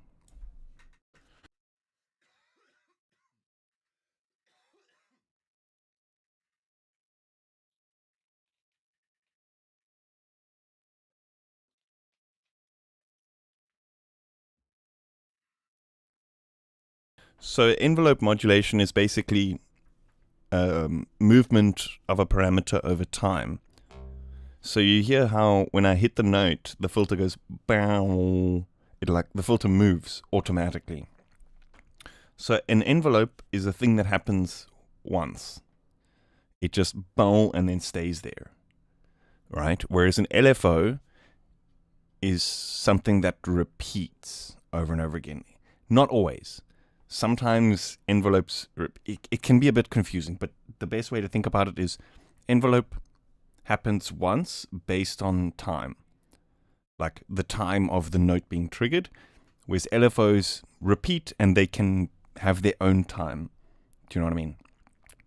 So here, when we play one note, you'll hear it runs this envelope sequence, like it goes boom, it plucks that sound. But then if I trigger multiple notes at the same time, you'll hear each time, when I'm holding the first one, each time it re-enables the envelope. Might be what you want, might not be. Hey Dada, how's it going?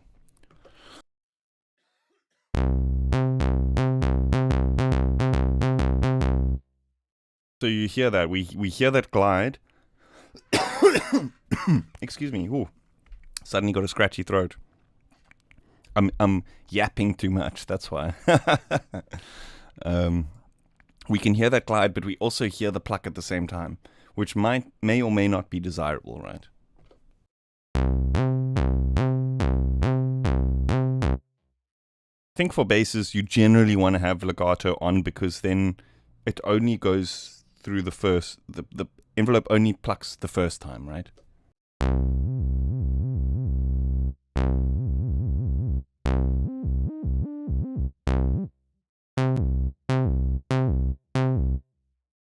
In the glide, this setting determines how long it takes to go from one note into the next note, right?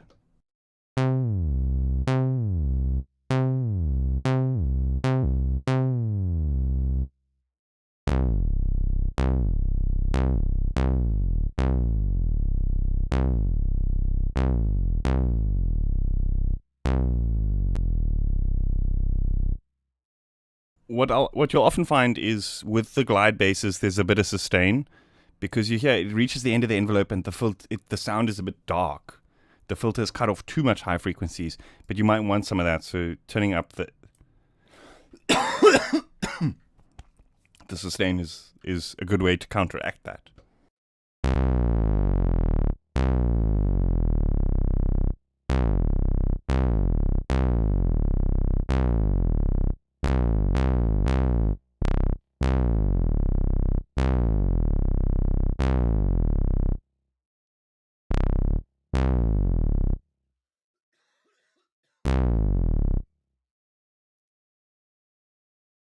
And so if we do this and put it at the note that we're playing, we can use this as like a transition, right?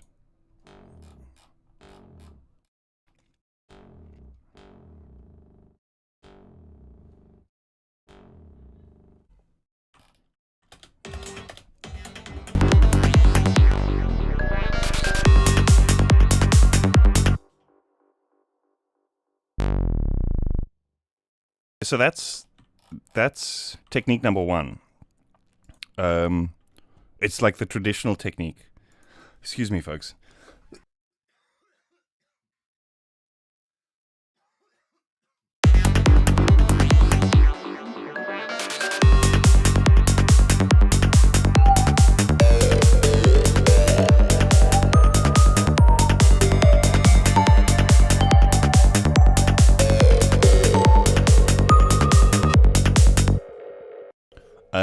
So what you would do is you would use that as the bass line. You wouldn't have like a sub and a second one, right?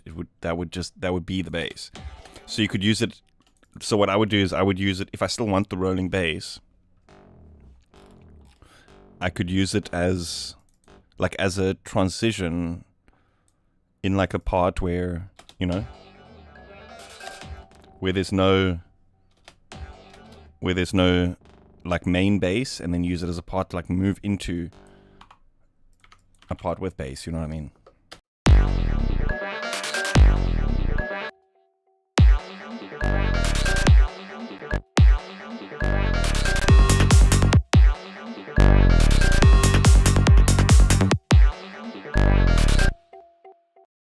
I don't. Got me at the one time where I don't, dude. Yes.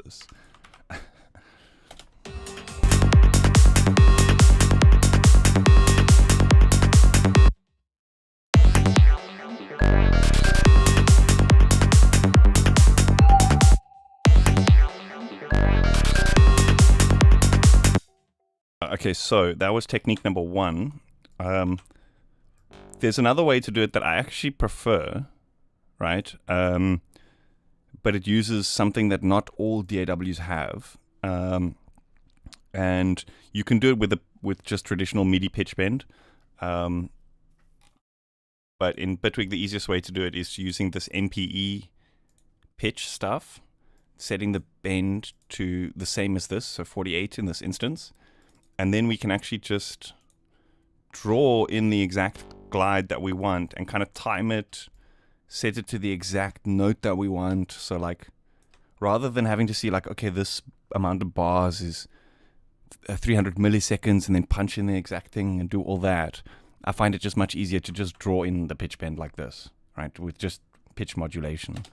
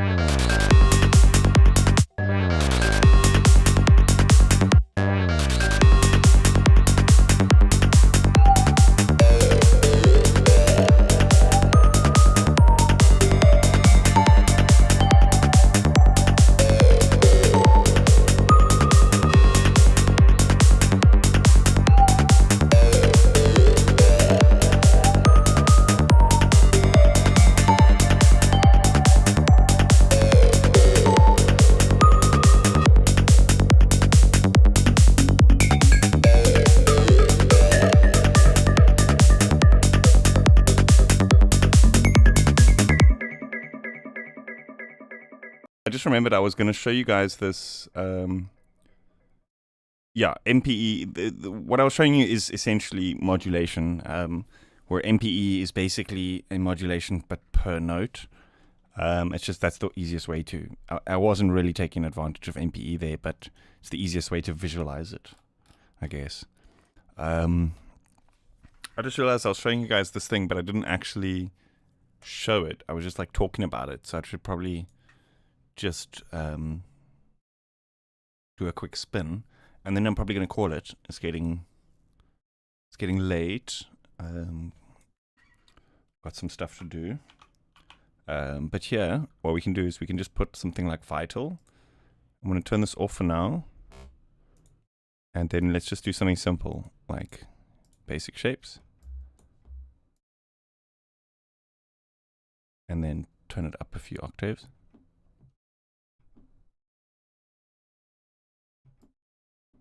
Like a pluck type of thing like that.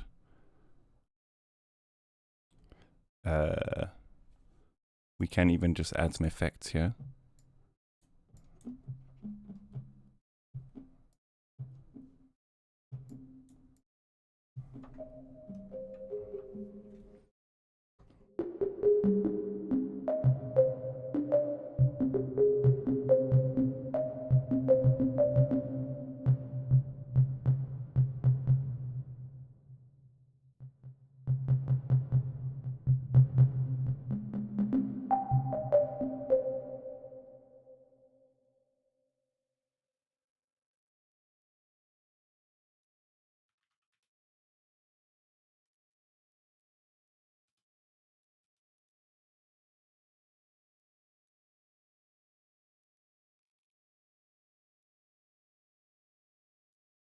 Okay, so like I was explaining, it's basically it generates random sequences as long as the evolution knob is up, right? So when you snap evolution back down, it sticks with the sequence that has kind of been generating. So you can kind of think of it's kind of inspired by fractals, where a fractal pattern is kind of like always repeating, but at the same time slightly evolving. Do you know what I mean? But then the evolution is basically like an amount of like how much it changes over time, right? But the reason that I think it's really cool is that like you can kind of let it evolve and change. Like if you want it completely new, switch it all the way to the right. But then as soon as it hits something that's kind of groovy, you just dial it back, and then it keeps, hopefully, sometimes, if it works correctly, it will snap and then repeat that same pattern over and over again. So it's kind of a mix of inspired by a Turing machine, which is that random snapping thing, but then also with a bit of inspiration from fractals, which is the evolution thing.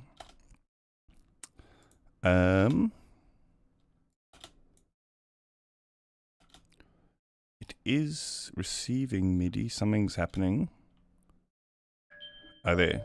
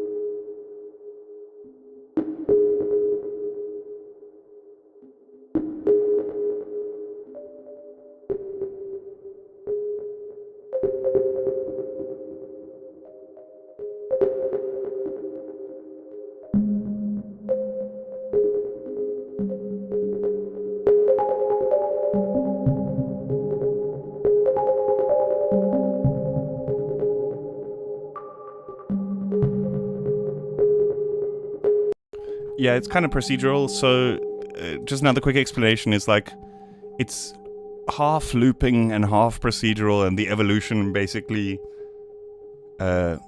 mixes between procedural and the last loop that it did. Do you know what I mean? So it's like constantly evolving, and you can choose how much it differs.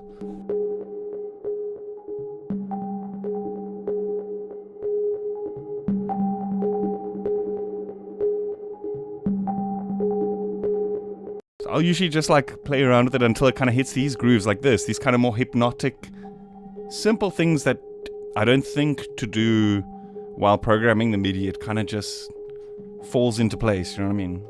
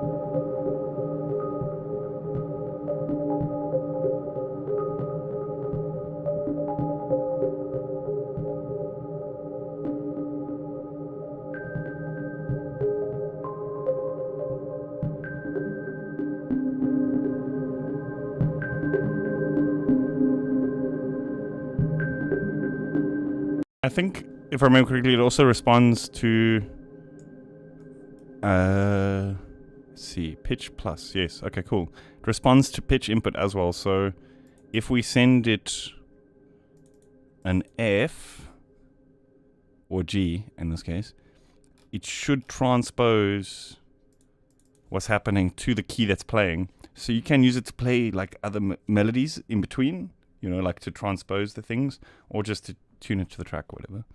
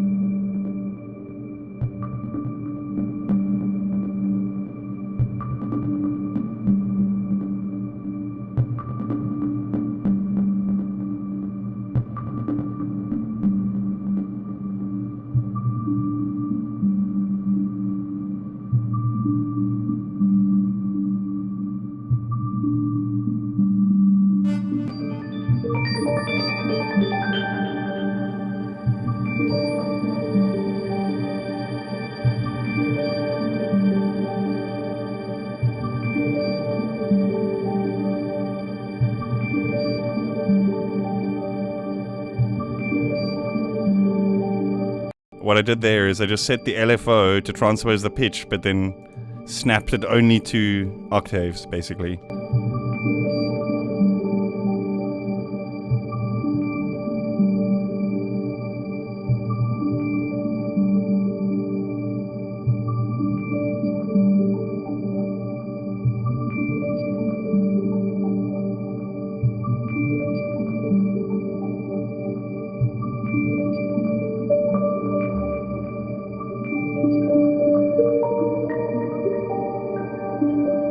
Oh, that's so cool. Just evolves.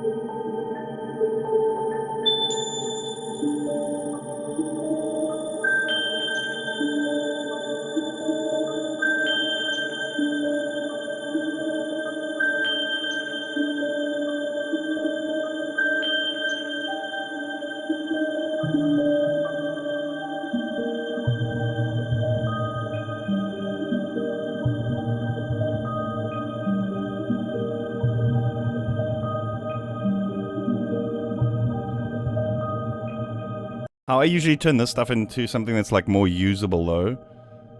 Did you make a video of creating this thing? Nah, it's too niche and too weird and stuff, you know. So I didn't. Why is that not? That's weird.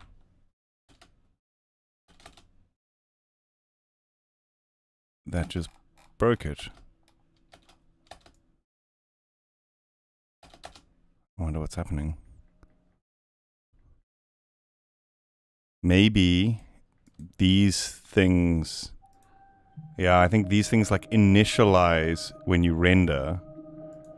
So we're going to have to offline record it, which is fine, because usually how I use these types of like random audio stuff is just throwing it into a granular synth, because then you can kind of find just little bits of it which are good and like make a pad or something out of that, you know what I mean?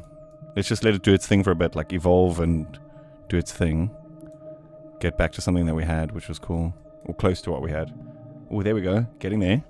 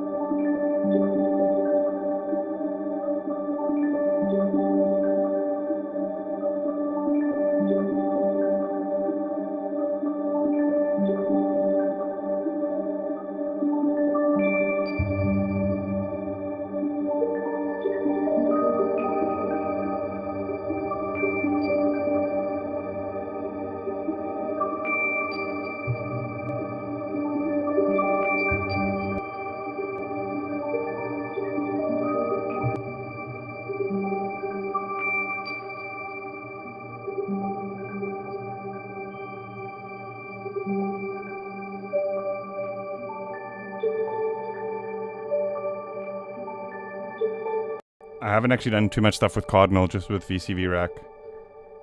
I was gonna do a Bitwig Grid masterclass, but it got so sidelined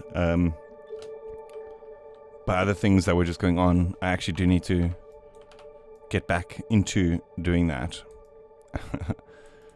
Some of these things were actually designed as like parts of like the process, you know, some of these sequences and stuff. Is the sound connected to your grid? Yeah, so that this thing here is basically just generating MIDI patterns, and then Vital is just playing a sound. So it's like I've created the system that just sort of procedurally generates MIDI. So we've created a couple of patterns here. Then what I like to do is use a granular synth. Anything will do, but I like to use similar things throughout. and then just learn the workflow. So I'm going to just use phase plant again. Also just because the granular synth in here is really cool, really easy to use and understand. So this is like a recording of that thing that we just procedurally generated, right? And then here, let me turn this volume up a little bit.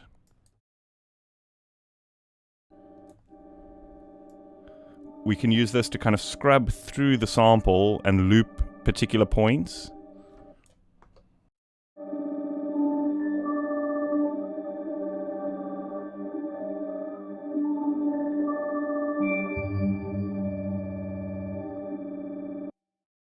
But there's also a bunch of like random stuff here. So for example, random position. And so what that does is each time it loops, it jumps to a different point. Or random timing, each time it loops, it changes the speed. Or random reverse, each time it loops, it has a chance to reverse the sample or pan the sample. So yeah, I usually just go wild with these. Everything except pitch. I usually leave pitch as static just because I want to use the pitch that we've already recorded, you know.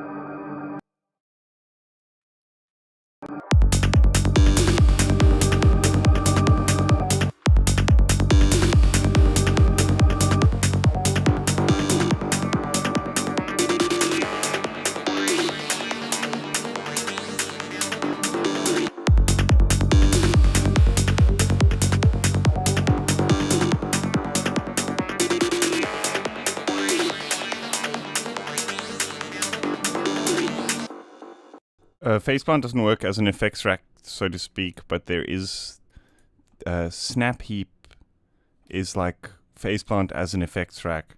But I see what you say there. I saved up for phase plant and I was very disappointed to discover that you don't get the cool plugins with it. So I feel you. But also, like, how many of those cool plugins have I used today? These ones here, right? Most of the stuff that we've been doing can be done here. I feel like they're fantastic and they're amazing, but they're very much added extras, whereas this is the kind of, this is the real source. So like this stuff can be compared to Serum and Vital and all those things. This stuff just kind of takes it to the next level, in my opinion, because it's like Convolver and that kind of stuff, which isn't in Serum, Serum and Vital and the other stuff, and filter tables and that kind of thing. So I feel like the premium effects are like more of a added bonus or like a add-on, but they're not essential parts of the system, in my opinion. But I see what you're saying, and unfortunately, the solution is you may not be happy with, because Snapheap is paid for. But so it's a paid host. You get Snapheap, and you also get Multipass, which is another one, but they're kind of different. So Multipass is for multi-band processing. So you can say, oh, I want a compressor in the lows, or I want a Haas effect in the mids, or a distortion in the tops. So you can kind of create creative or advanced multi-processing racks this way, multi-band processing racks this way. Snapheap is kind of designed more to be parallel and serial processing. So it's like lane into a lane into a lane, or you can parallel them or left right them kind of thing. But having the combo is actually where it's at, in my opinion, because check this out. Like inside Phase Plant, I've got a Snapheap, which is, it's this plugin which I showed you, right? So you can create a preset there and then load it up inside here as like its own effect, right? So, but then also they're nestable. So check this out. You can also put Multipass here, and then we can put that shimmer inside here, like another snap inside here, but just on the mid-range, right? And then we can put like another Multipass inside here, and then another Snapheap inside here, and then how crazy is that? As if you'd ever need to do that, but it's just like that's really where it's at. Do you know what I mean? Like the stuff is cool, but the real magic comes in using it as the ecosystem. Like here, for example, having a single effect which you can load either in your synth or on a Vital as another synth, or you know what I mean. So I kind of have these things where I've set up, so I've got like LFO tool, which I've remade here, just because like I can drag and drop it and that kind of stuff, which makes it a bit easier. Another cool thing that they added recently is you can actually drag from one instance into the other.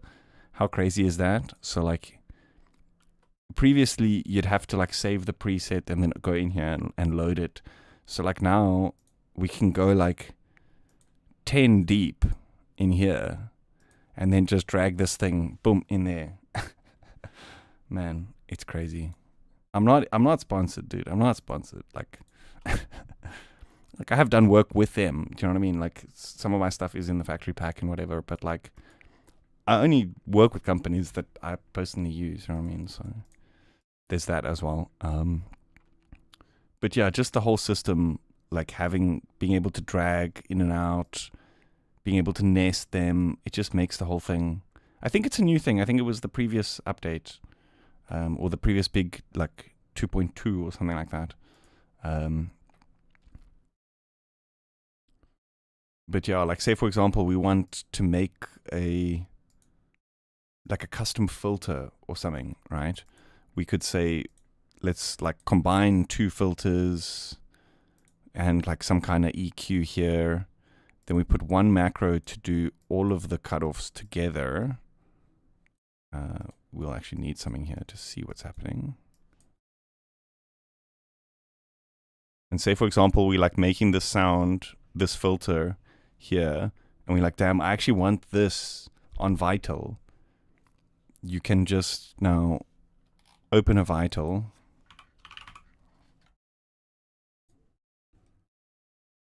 Add snap heap here. And then just like drag this exact same effect over into that. So now they're like, you have that effects that you made, but you can use it on any synth. Pretty cool.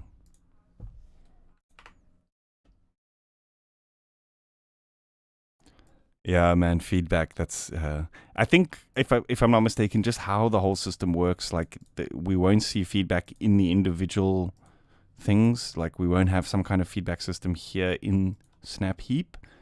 But I'm hoping that, I mean, the way I see it, ultimately working the best. I don't have inside info or anything, so like, it's what you're hearing now is purely 100% like just my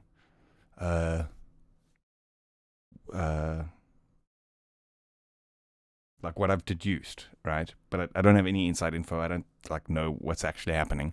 But I think the best way they could go about handling some kind of feedback thing is to have an extra host, right? Because then the host would just handle the feedback and you could just put all of these in there. But then you could also put that host inside a Snap Heap or inside a multipass. Or it would suck because it would be an extra product or whatever. But at the end of the day, if you already have these, it would really, you know what I mean? I think that would be the best way to do it, to be honest. But it is something, I mean, it's funny. It comes up quite often, the feedback thing, quite often in the beta stuff, in the beta team. It's one of the like requests that gets like every single version. Everyone's like, when's it coming? When's it coming? Anyway, okay. I think that's what I'm going to call it for today. What's this? Oh, these are those sounds that we recorded. I can just mute these for now. Just group these.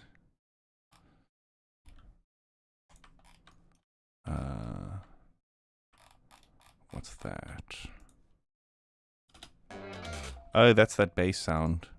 Let's just bounce it as a sample, and then I can put it in here.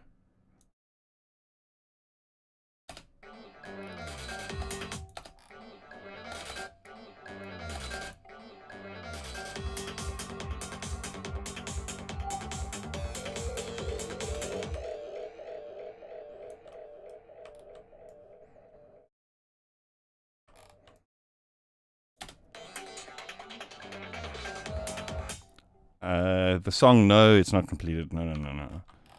Still, I would say, still got a couple of sessions.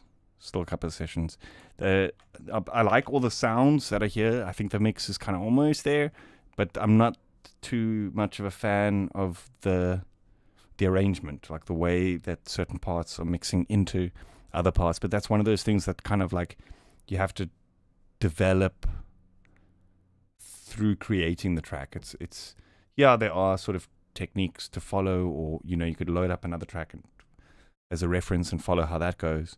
But I find to get a really good arrangement kind of takes a couple of iterations. So yeah, I would say like the arrangement still needs a bit of work. The mix could do with a little bit of like fine tuning and stuff, but yeah, a couple of sessions, I think.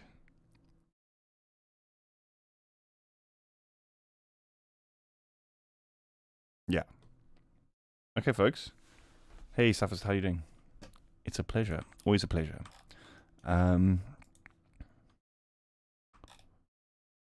Okay, yeah, I'm going to call it there. Thank you, everyone, for tuning in. Let me loop this once or twice for those who do want to stick around and listen to what we've created. Otherwise, thank you, everyone. It's always good to get some external feedback on some ideas and stuff. Will you be releasing this after it's done? Hopefully. I've got something else in the works. And I don't know if I don't know if this will fit stylistically in the current album that I'm working on. I think that's just all I'm going to say for now. Anyway, thanks everyone for tuning in. I'll see you guys soon. Bye.